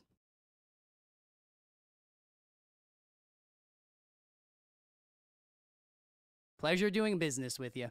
I'll call you tomorrow. Thank you very much. Have a nice day. Someone is calling me. Hey, Judy. Richard, something terrible has just happened. What are you talking about? You know the biology professor you asked me to watch? Professor Cornelius Blake? Yeah, what happened? He's just been killed. What? That can't be. I just spoke to him. I don't know what happened, but please keep your eyes open. I can't believe it. Keep me updated if you hear anything else. I will. What's going on? What happened to Professor Blake? If they were onto him, they may be onto me as well. I should lay low for now. These people could be anywhere. I don't even know who they are. I'll go home and rest. This is getting intense.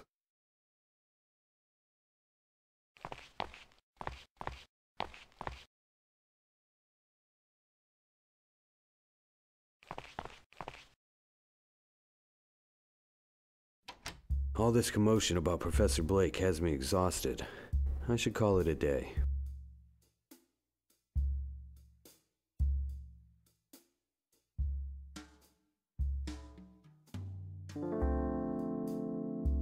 Good morning, honey.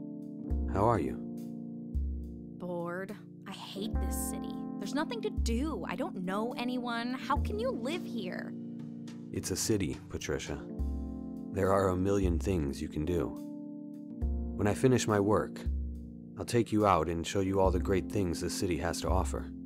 We'll go to a museum or an art exhibition, like we used to. When you finish your work, you always have work. Mysterious secret work you won't tell anyone about. I'll tell you once it's all sorted out. Does this have something to do with Grandpa's death? What? How do you know that? I can just tell. You're kind of easy to read, you know that? Is there a problem with the inheritance? You should talk to Mom if you need money. I don't need money. It has nothing to do with that. It's something else related to your grandfather. I'll explain everything when the time comes. Wow, Gandalf with the cryptic messages. Whatever. Keep your secret. I don't care. I gotta go study for a test. God, I can't wait for winter break. Well, if you get good grades, I'll take you out somewhere nice for your break. I always get good grades. And I'm proud of you for that. Yeah, okay, bye. Someone is calling me. Brian? Hey, I did some research into those samples you gave me. If it's okay, can we meet again at the library? Perfect. I'll head over there in a few minutes. Great. I'm here now. See you soon.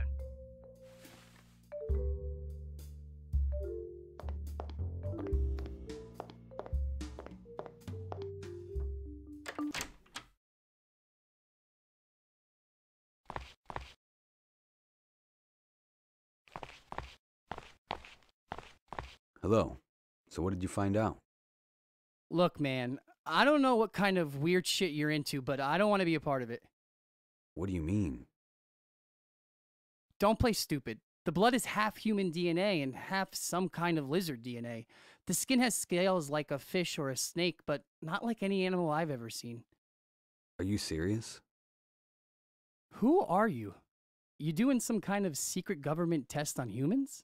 No, you don't That's messed up, man. It's not right. Just take it and leave. If anyone asks, we never met. Got it? I'm out of here.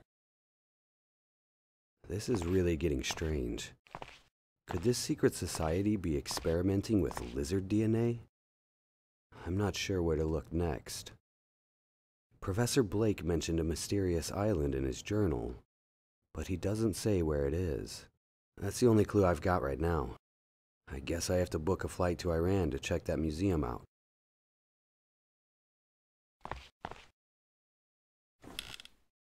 Let's see if I can get a flight to Iran. Jesus, that's pricey. Well, I can't turn back now. So much for my savings. One round trip to Iran it is. Here we go. Let's head to the airport.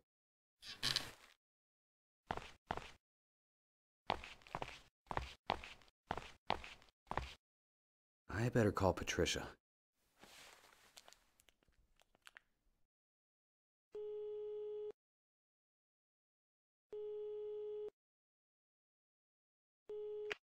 Yeah? Patricia, listen to me. What is it, Dad? I need to go out of town for a few days. This is very important. Just say you're seeing your girlfriend. It's fine. No, listen to me. I'm serious. All right, calm down. What is it? It has to do with your grandfather's death. I'm sorry I can't tell you more. Just be safe. Don't go anywhere by yourself. I'll be back as soon as I can. Dad, why won't you tell me what's going on? I'll explain later, I promise. Just be careful, okay? And please, don't tell your mother. I'm 17, Dad, not 5. I'm not a snitch. Thanks. I'll talk to you soon. Hey, you be safe too. Doing whatever it is you're doing. I will. Bye.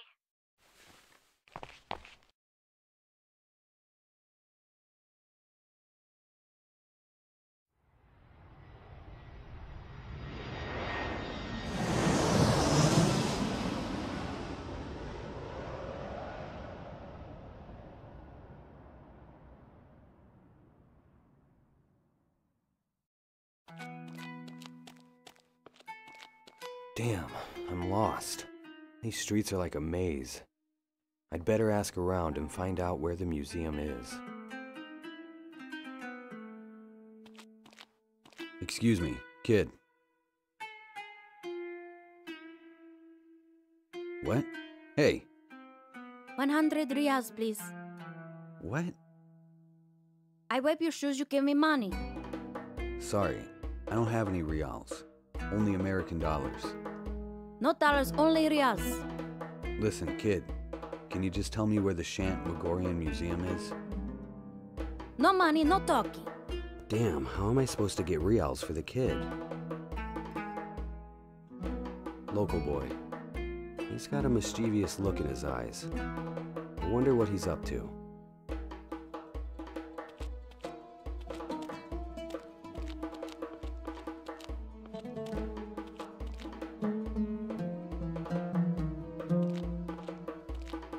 Hello. Good day, sir. How may I be of service? How's business going for you? Not so well, actually. Why is that? See that fat man over there?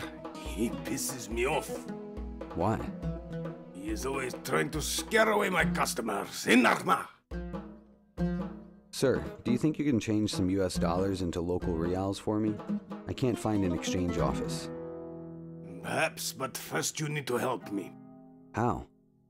See that fat man with a skull on his face by the butcher's stand? Yeah? That man is a fraud, incohecha.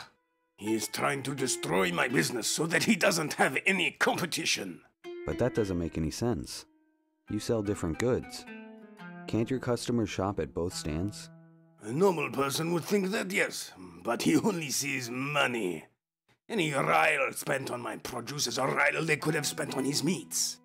You see, meat is expensive in these parts.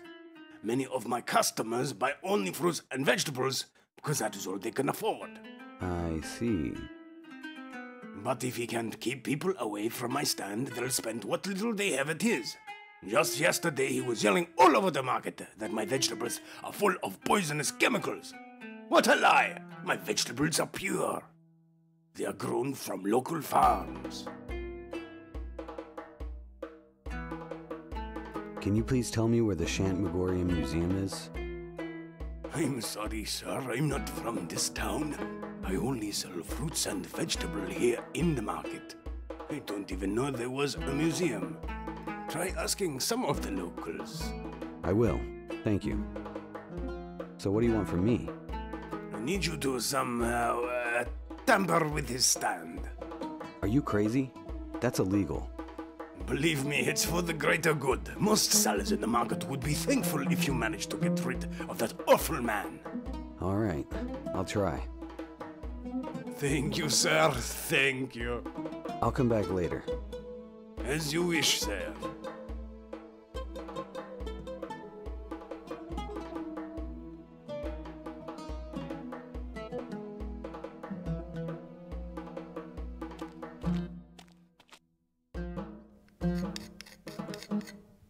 I scraped a bit of green mold off the wall. Oh, it smells horrible.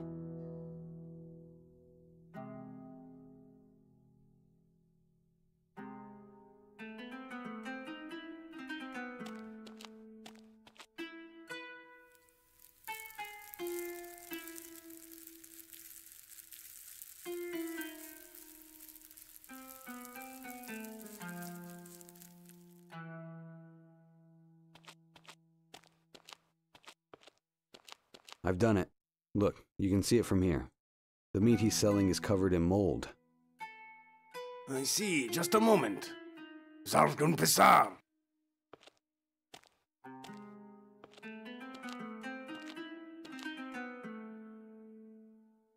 Nega konid. Imarsh gushte fasid. Mifrashad. G. Instata refatar hoftad. Gomshat klinja. To hogevat kasti. Archerar.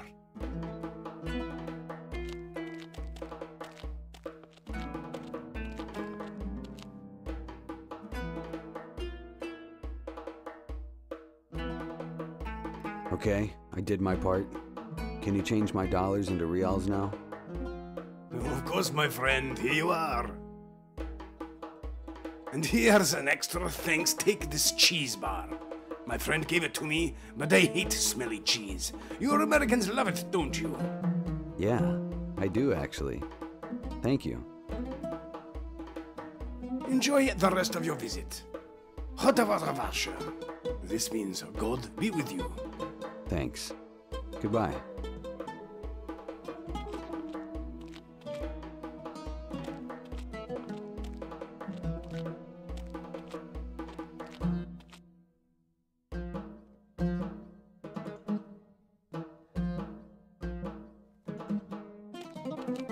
Hello there.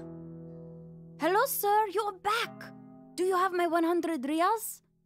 All right, kiddo. Here you go. 100 reals. Mota shukaram. Aka. Now, would you tell me where the Shantmagorian Museum is? You go down here, then right. At the end of the long street, turn left and right again. Thank you very much. Have a nice day.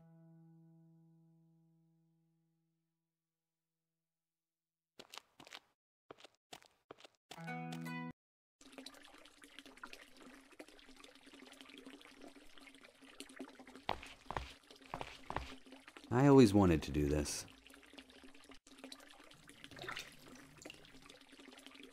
I just hope it doesn't bring me bad luck.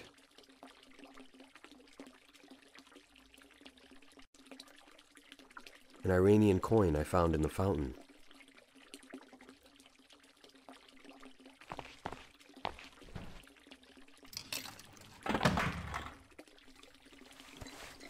I bought a bottle of fresh water. The only thing I could afford with that Iranian coin.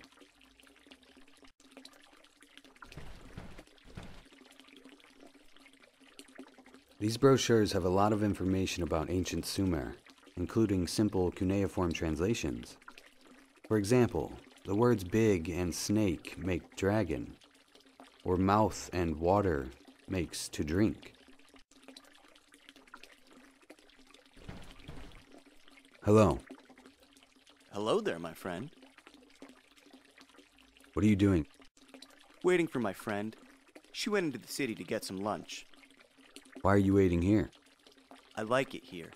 I can feel the winds of ancient history blowing through my hair. I see. You sound American. Yeah, I'm from Utah. What a coincidence. Two Americans meeting all the way out here. It's not that strange. This museum attracts people from all over the world, especially if you're studying reptilian theory. At least, it's famous with my people. What do you mean by your people? Oh, right. I'm from the WOC, the World Order Club. What's that? It's exactly the opposite of what it sounds like. We don't want to conquer the world. We want to stop others from doing it. We try to solve, as you people call them, conspiracy theories in order to bring peace and healing to the world. That's why I'm here. I'm researching the reptilians, and this museum is the only one in the world with information on them. I'm actually here for the reptilians too. Really? You don't look like the kind of guy who'd be into that. You're not one of those people trying to disprove their existence, are you? No, I'm here for personal reasons. Oh my God. Have you met one? Well, no, but... What did it look like? What did it do to you? How did you... I never met one. Like I said, it's personal. This is a once-in-a-lifetime opportunity. You need to tell me everything. All I can say is they might have had something to do with my father's death. I'm so sorry to hear that. All right, man. I'll respect your privacy. I'm here because I'm hoping to bring home enough evidence to prove that they exist. I even bought a brand new camera just for this trip. Too bad you can't use it in the museum. What do you know about the reptilians? Most famous people and world leaders are reptilians who have shape-shifted to human form. They manipulate human minds and control them like puppets. Some say they ruled long before the first humans and that they created us to be their slaves. Others say they came to our planet and enslaved us. What do you think? I think they made us. Back home, most people don't believe they exist. They'd tell you that you're crazy. You know why people don't believe these theories? They only accept what they can see and touch. They need to expand their minds, man. Like, just because you've only seen aliens in the movies doesn't mean they're not real. They're out there, man. So the reptilians are aliens? Sure. They came to Earth from somewhere else. Sounds like an alien to me. Of course, there are a lot of people who think humans are aliens too. But that's a different story. I see. All right. See you around. See ya.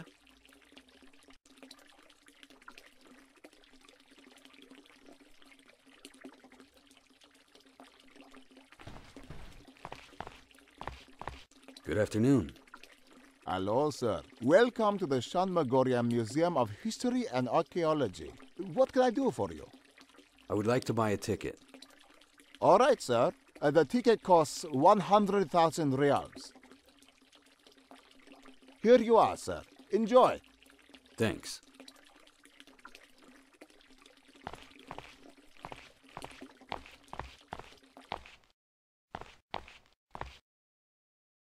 A handmade Seljuk rug from the 13th century. It was found in the Alaeddin Mosque in Konya, Turkey.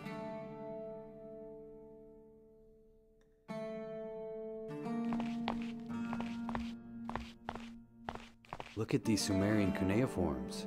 They're very similar to the symbols I found in that old shack.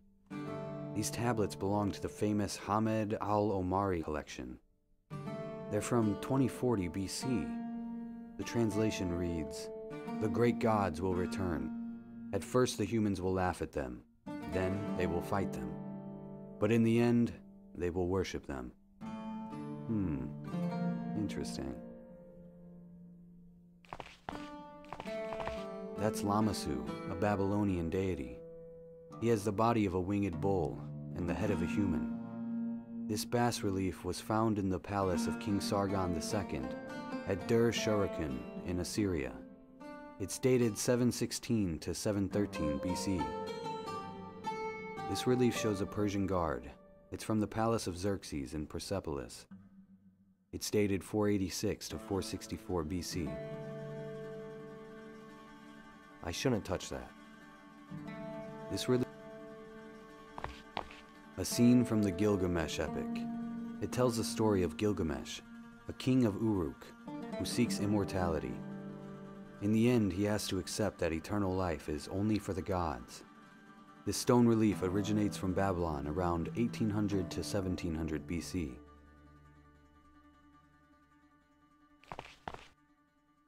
What's that sound? An alarm? Sir, please do not touch the exhibits. Sorry.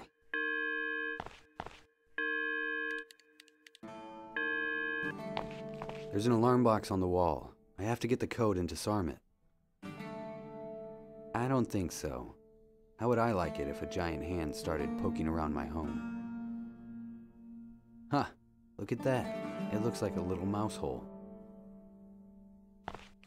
A gypsum statue that depicts two embracing figures believed to be a married couple. Archaeologists found it buried beneath the floor of a shrine at Nippur, a Sumerian city. It's dated 2600 BC.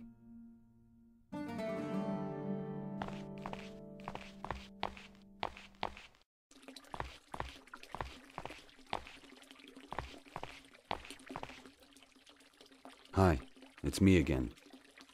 Hey, man. That's a really nice camera. Thanks. It's a Titan HDR X2044 Ultra HD. I bought it on Black Friday, half off. This baby can record 500 frames per second in the highest quality possible. Nice. Too bad you can't take pictures in the museum. Would I be able to borrow it? You seem like a nice enough guy. But like I said, you can't use it here anyway. Don't worry. I'll find a way to not get caught. All right, but please be careful. And while you're at it, take some pictures for me too. Sure. Thank you very much. All right. See you around. See ya.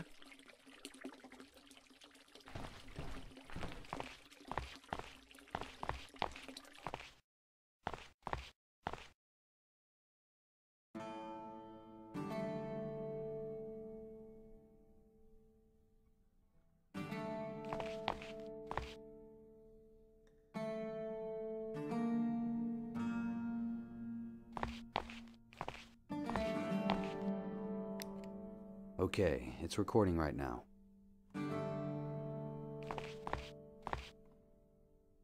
Sir, please do not touch the exhibits. Sorry.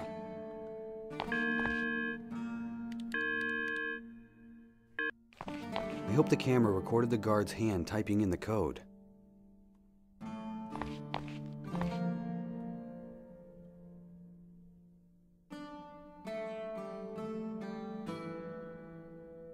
It recorded the alarm box code. It's 6556.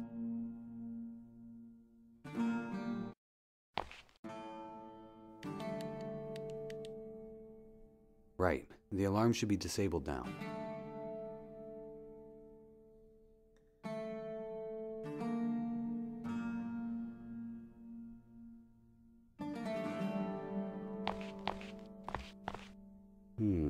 I think I've got an idea. I'll put the cheese in this woman's purse.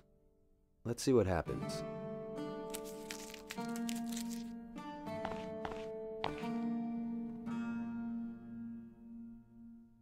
Kodia! Jacmouche! Jacmouche! Azizaman, Jishad, Gomak, Gomak.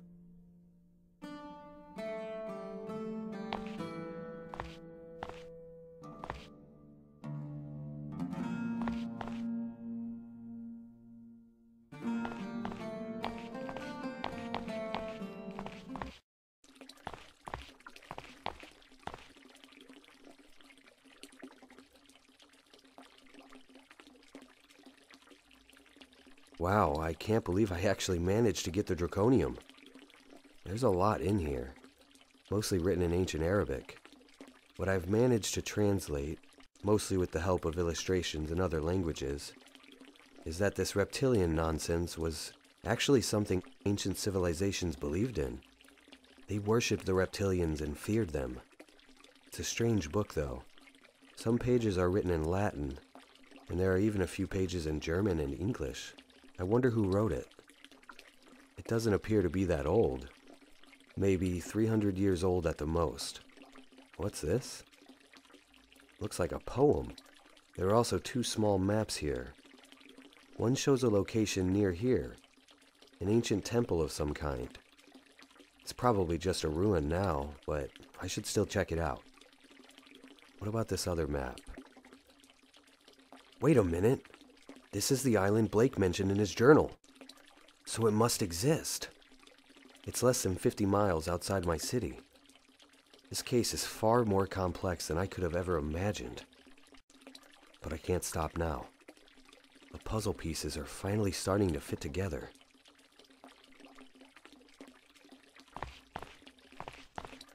As promised, here's your camera back. I hope you didn't break it, man. Absolutely not. Take a look. I'll check it out. Looks good to me.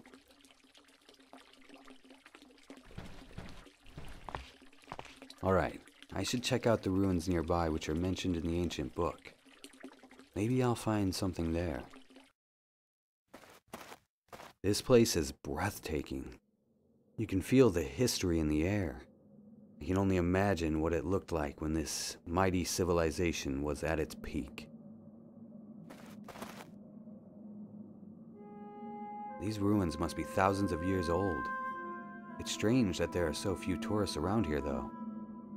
There are probably nicer places to go in this area. There are symbols here, but they're difficult to see.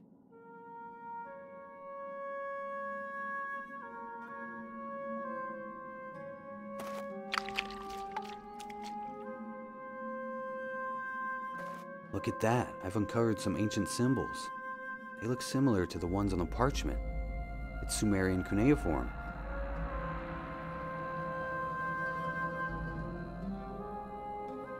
There are no hidden buttons.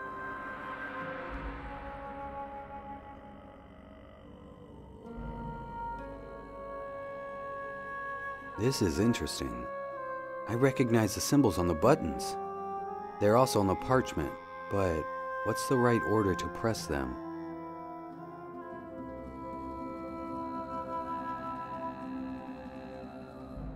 Yes.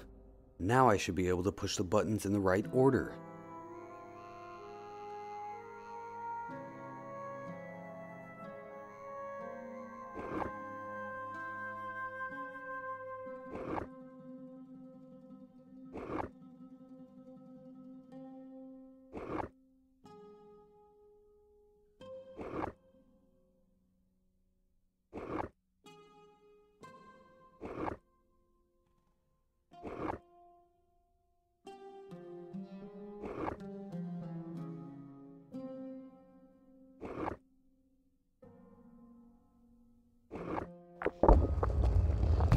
Incredible.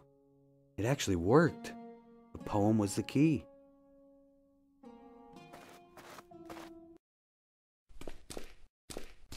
What is this place? Oh, I bet no one has been in here for centuries. The stench of mold is overwhelming. There are no hidden switches here.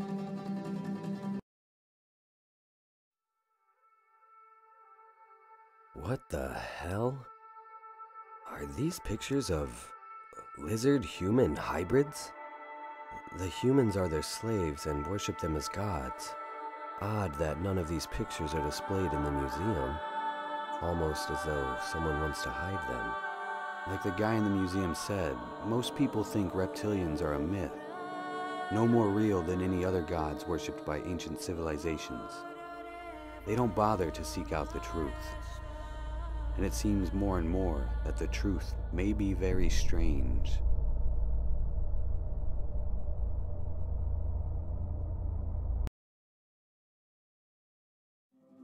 It looks like a piece of parchment.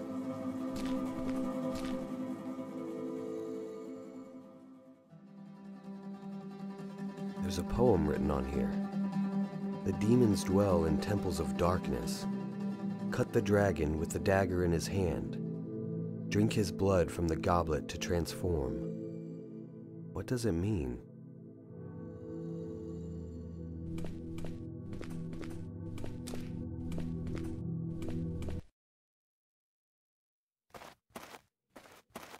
I think I got what I needed. I should head back to the airport and see if I can get a flight home.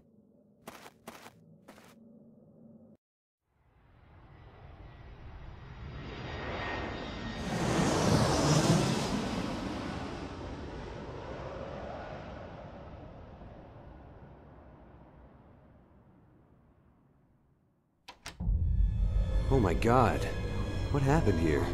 Look at this mess. Jesus, where is Patricia? That's her phone. She left her suitcase behind. Someone must have taken her. I should call Judy right away. She's the only one who can find Patty.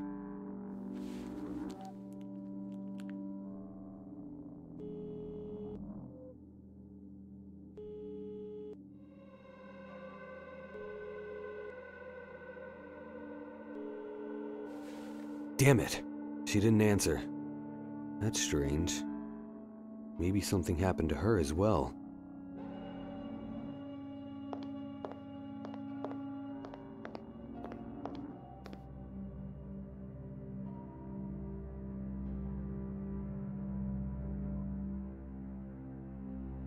The mysterious letter I found under my door.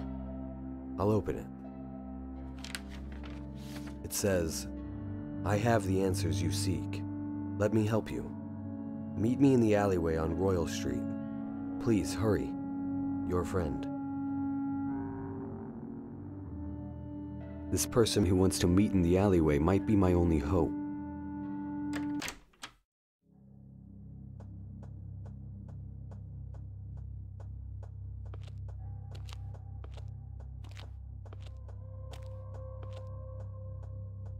Hey.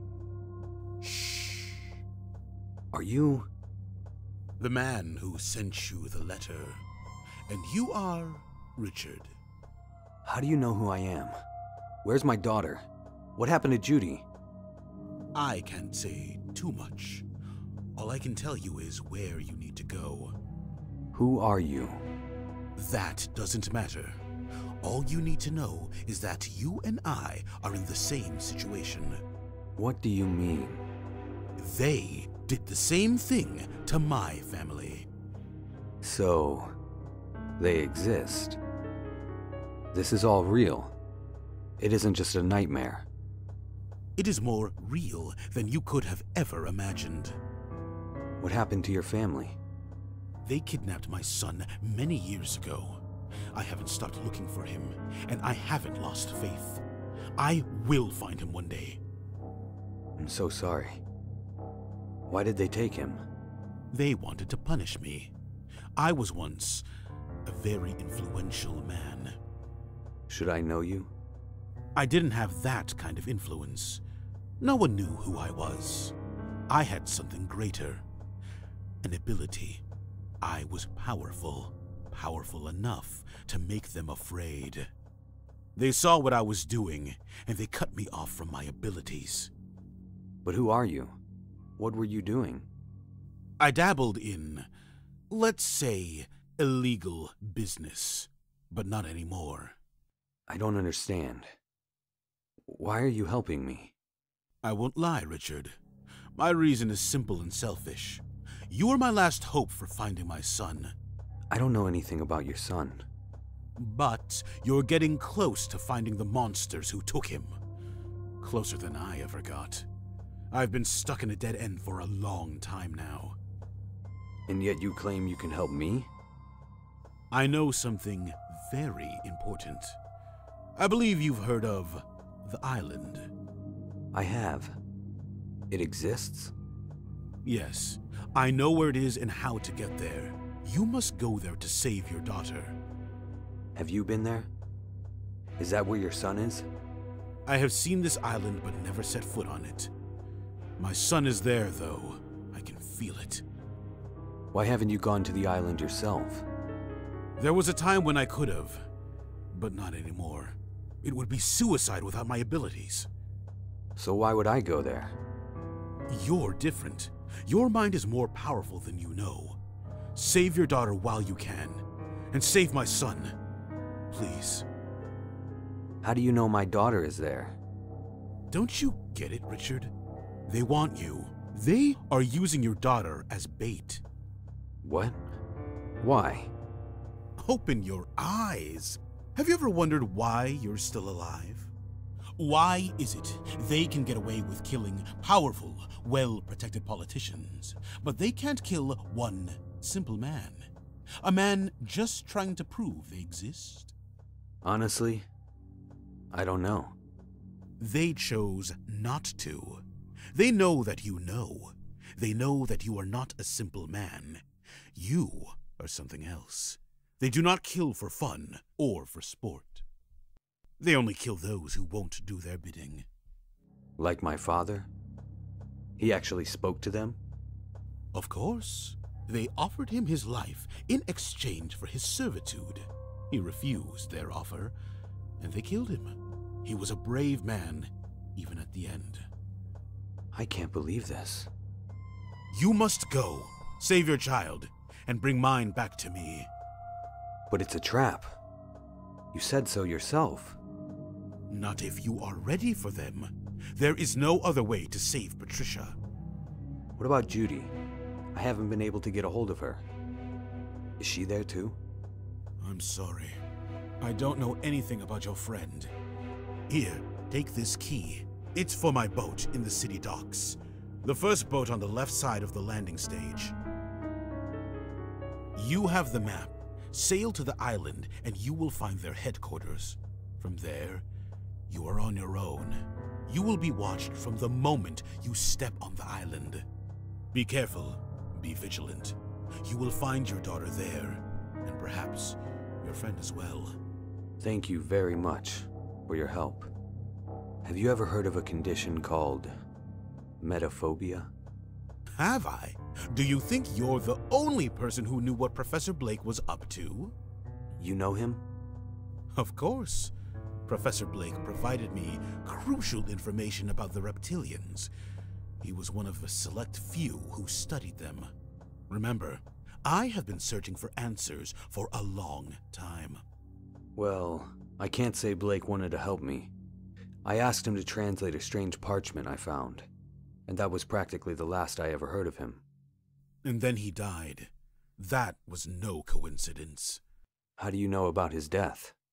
I've been watching Professor Blake, and I've been watching you.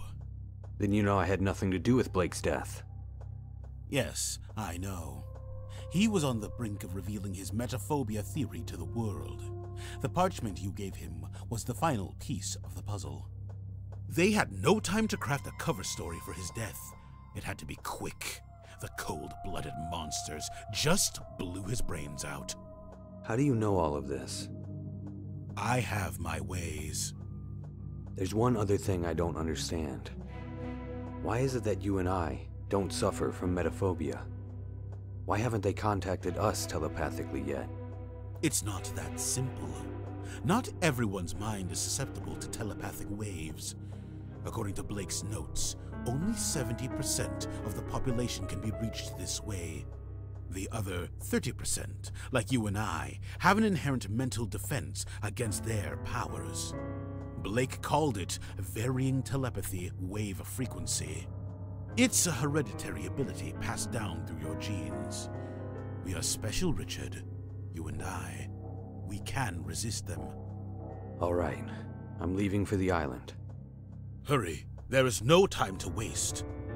I hope you find your daughter. Good luck, my friend. Thank you for everything.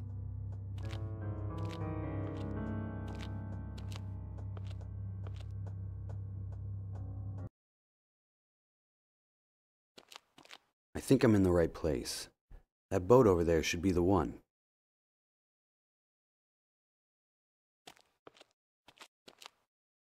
Excuse me. I'd like to get to my boat. Oh, check out this guy, boys. Mr. Big Shot needs to get to his boat. He looks like a rich Wall Street rat to me. You said it, Sniffy. I bet he's got a fat wallet. Great. Wannabe street thugs. Just what I needed. Watch your mouth, ratty! Please, I just need to get by. I don't have anything of value on me. Nothing you want. Hey, asshole, who said we want to rob you? Yeah, that hurts my feelings, man. I'm not who you think I am. I'm an artist. I'm just trying to get to the... Shut up.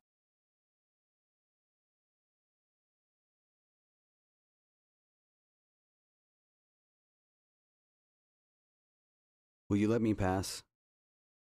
No way, ratty. You offended us. Yeah, and now you have to make it up to us. I told you, I don't have any money. We ain't looking for money. Yeah, we want the juice. Know what I'm saying? I really don't.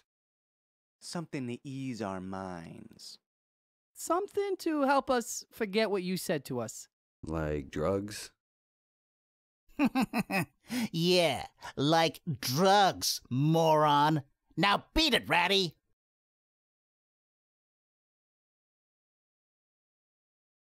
I mixed the pills with the peroxide and got a weird substance.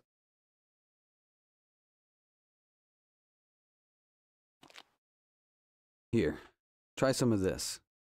It'll expand your mind. Yeah, I'll be the judge of that. Give me that shit.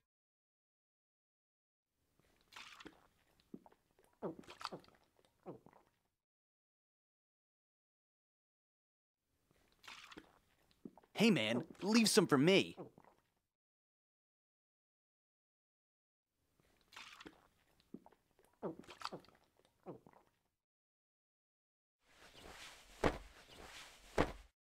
They'll have a hell of a hangover in the morning.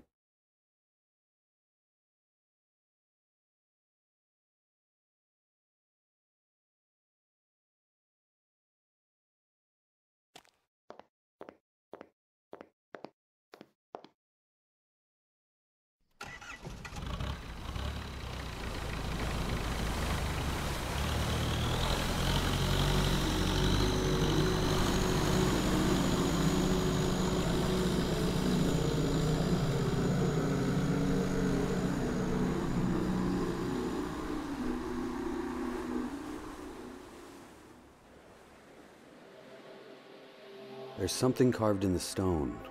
The symbols look very similar to the ones I saw in Iran.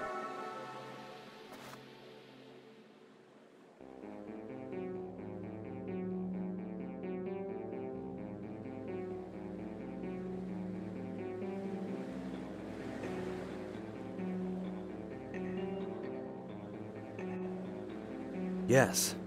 Now I should be able to push the buttons in the right order.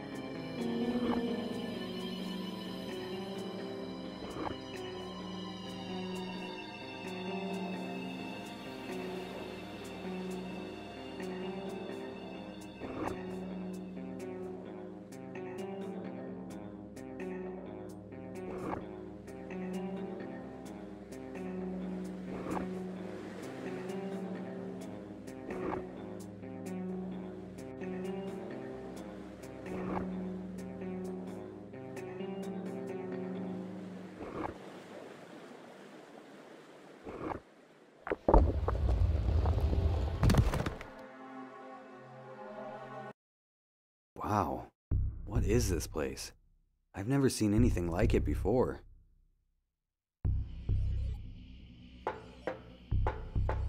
Hello? What? Oh my God. Who are you? Are you all right?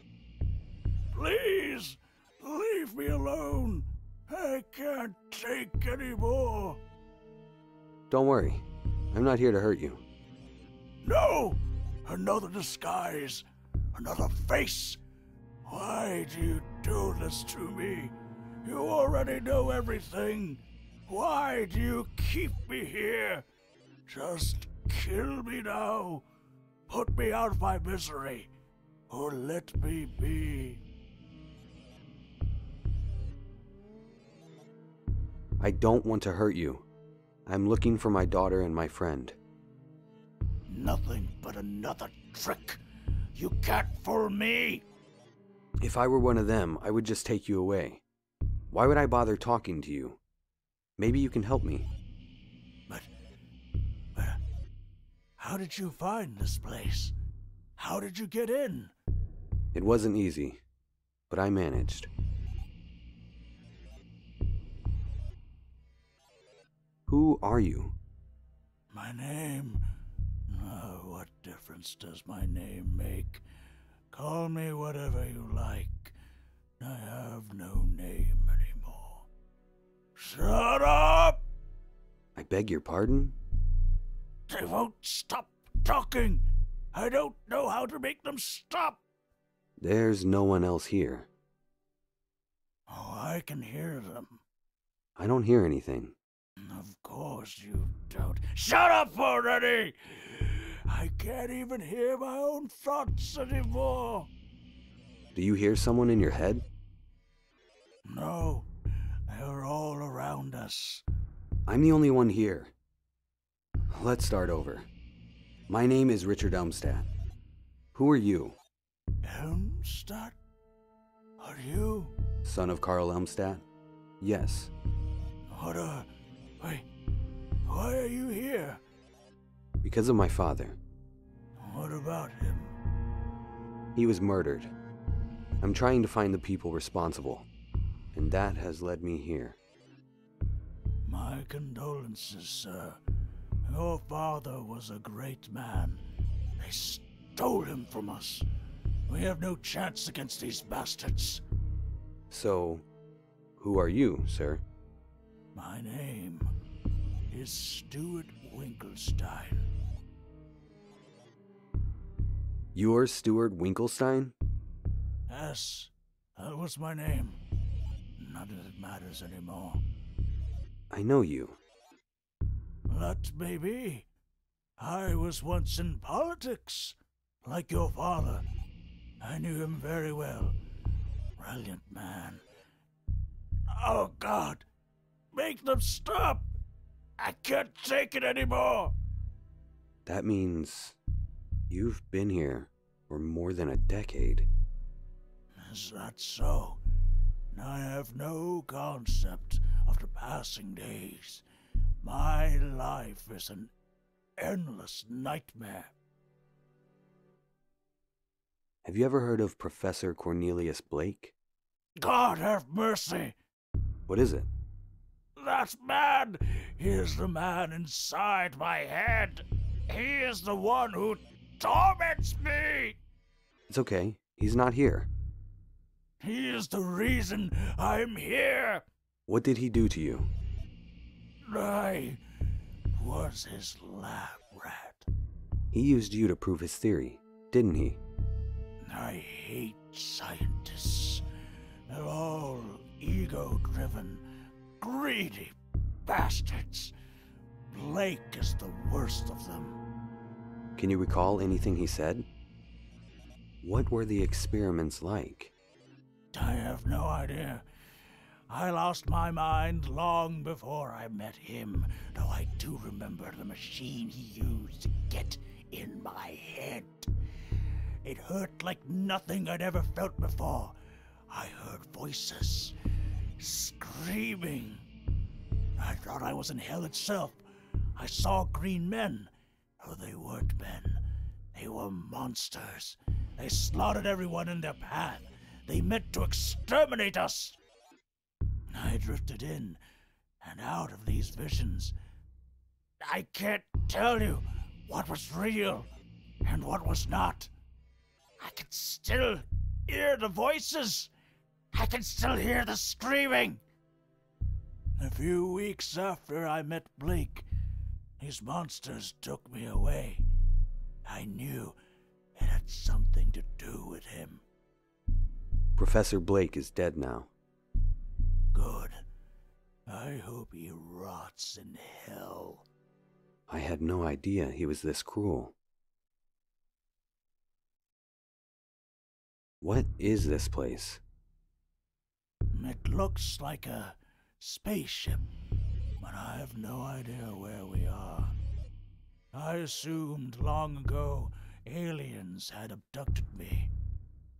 When I was a child, I dreamt of meeting intelligent life outside our planet.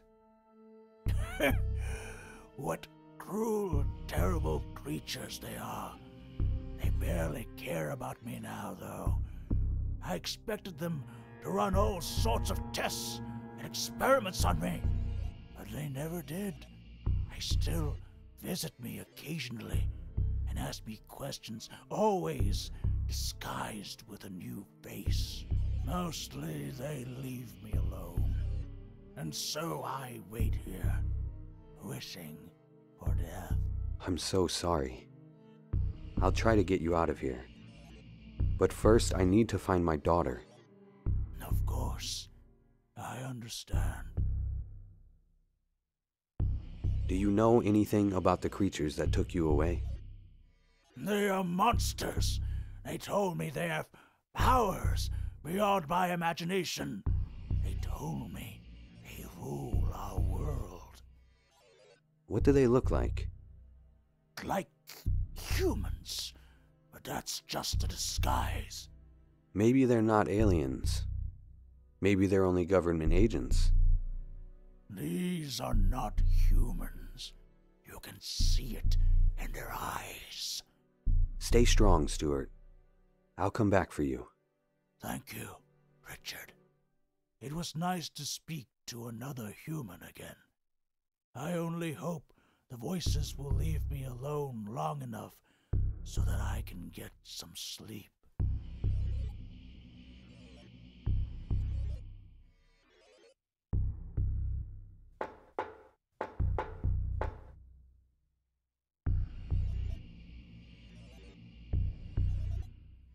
Yes. Now I should be able to push the buttons in the right order.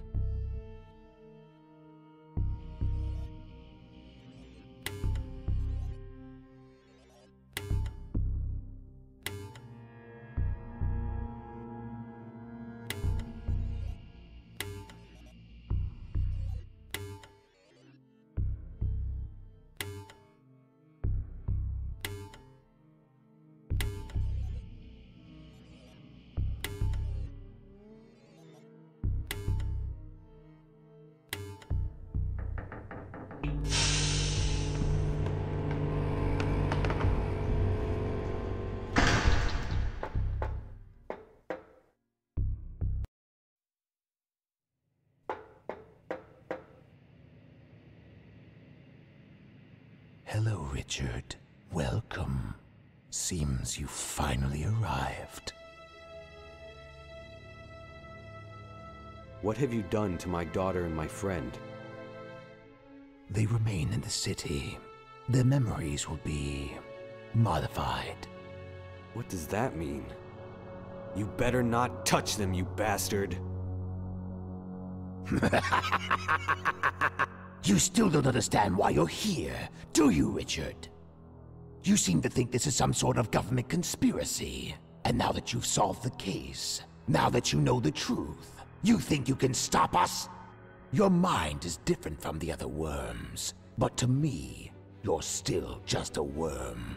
You are one of millions we must squash. You are not special. You're not the first. You have not won. You humans are so self-absorbed, you can only see what's in front of you. Your life is a mere coincidence of biology, time, and space. And you think that entitles you to something. Your life is nothing. You think I care about your life, or the lives of your friends, or the life of Your child. You are nothing more than a tool, and we shall use you as such. We will feast on your flesh if we please. We are your gods! Why haven't you killed me yet? Am I not dangerous to you? We take no pleasure in killing. Is that how you think of us? As cold-blooded murderers? Killing a human is not so simple. There's much that goes into it. We must be careful to remain hidden. We mustn't draw attention to ourselves. There are other ways to deal with worms than killing them. As a matter of fact, we always prefer preservation to extermination. What are you talking about? I must admit your courage is admirable. I'm not afraid of you.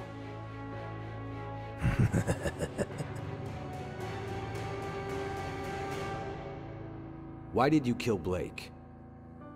He was on the verge of exposing our existence. We couldn't let that happen. There are thousands of people trying to prove you exist. Why him? True. Your society dismisses those people as lunatics obsessed with horror stories. Conspiracy theorists, you call them. Blake was different. He had a scientific explanation. He was about to show the world how we communicate on telepathic frequencies. You're talking about his metaphobia theory. Precisely. He'd even built a prototype mind reader. He was a brilliant and talented man. And that's dangerous to you. Of course it is. Anything that interferes with our plans is dangerous. This may be too complex for you to understand, but the world exists in a delicate balance. Anything that threatens to throw off that balance must be stopped. You disgust me. And why did you kill my father? He was dangerous. You are not. He only wanted to help the people of this city. He wished to disturb the balance. He sought to disrupt our plans. Your plans to take over our planet? This planet is already ours! We have ruled it for thousands of years! We're not trying to take over this world. It already belongs to us, and always has. Ancient civilizations once worshipped you. But now, no one even knows you exist. You're not as powerful as you once were, are you? You humans once feared your gods. Now you tell fairy tales of prophets who will return and redeem you. You preach of a merciful and benevolent God who lives in the clouds. It's a joke. You have no respect for real gods. Gods with true power. And so we must operate in the shadows for now. We must remain invisible until the time is right. You are nothing but cowards, afraid to show yourselves.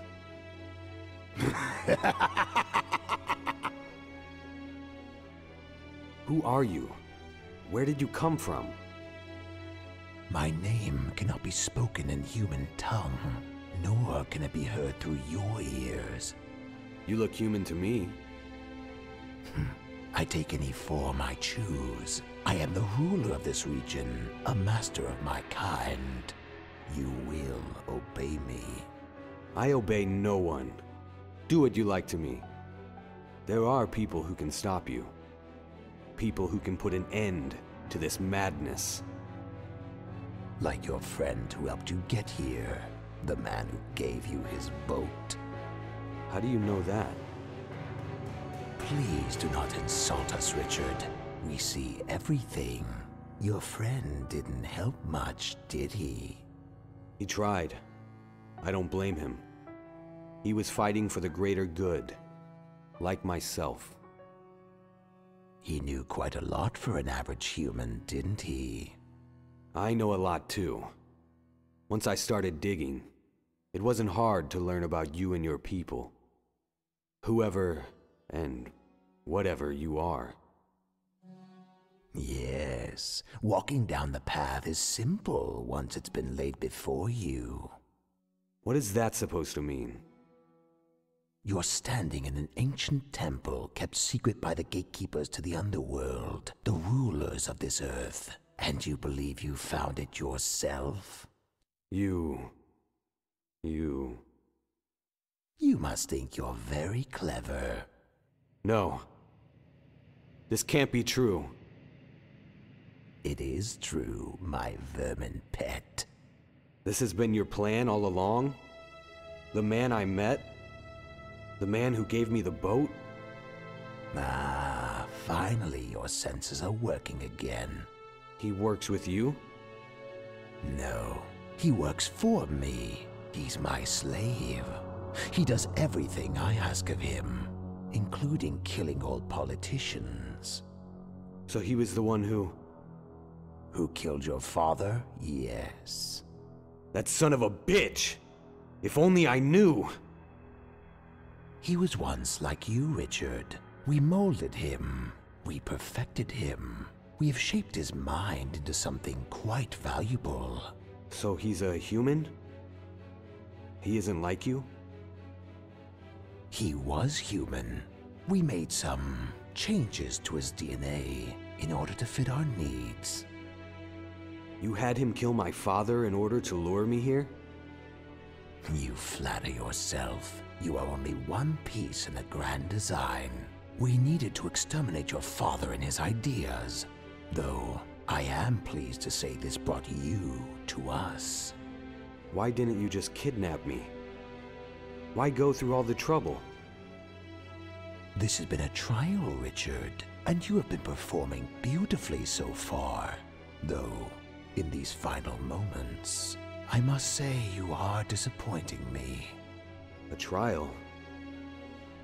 Your mind is no ordinary human mind. It operates on a higher frequency. I know you feel this. You could be such a powerful tool, Richard. A tool for what? For all that I command you to do. Be still, Richard. You won't feel any pain. So what now? You plan to gut me and leave me for dead in this forsaken hole? Oh, how many times must I tell you that we do not wish to harm you? And what are you going to do? We are going to give you purpose. Your time has come. You are finally ready to face your fate. I won't help you. You'll have to kill me.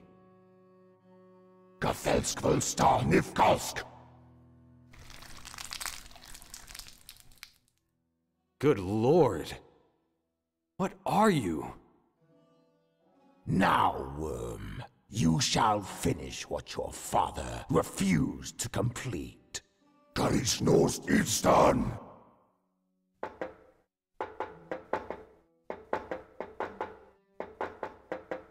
Relax your mind. Accept the inevitable. No. What are you doing? Stop! Tronsk, Suntovar, Vogtagnis, Orisna!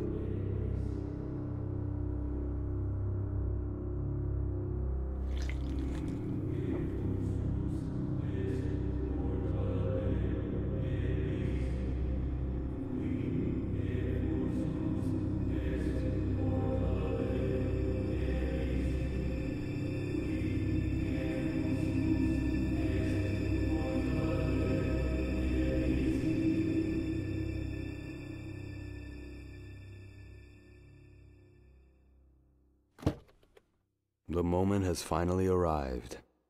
My moment. I will accomplish what my father never could. I will transform this city. I will transform the world. Only a fool would refuse the power I have been offered. The world is ruled by chaos and anarchy. It needs order. Only a few truly understand this. Humans are not slaves. They are imperfect vessels, redeemed by the awesome power of their gods. Without order, without the divine plan, extinction would be the only option for this pathetic race. Now they serve a higher purpose. I finally understand now. I have been enlightened.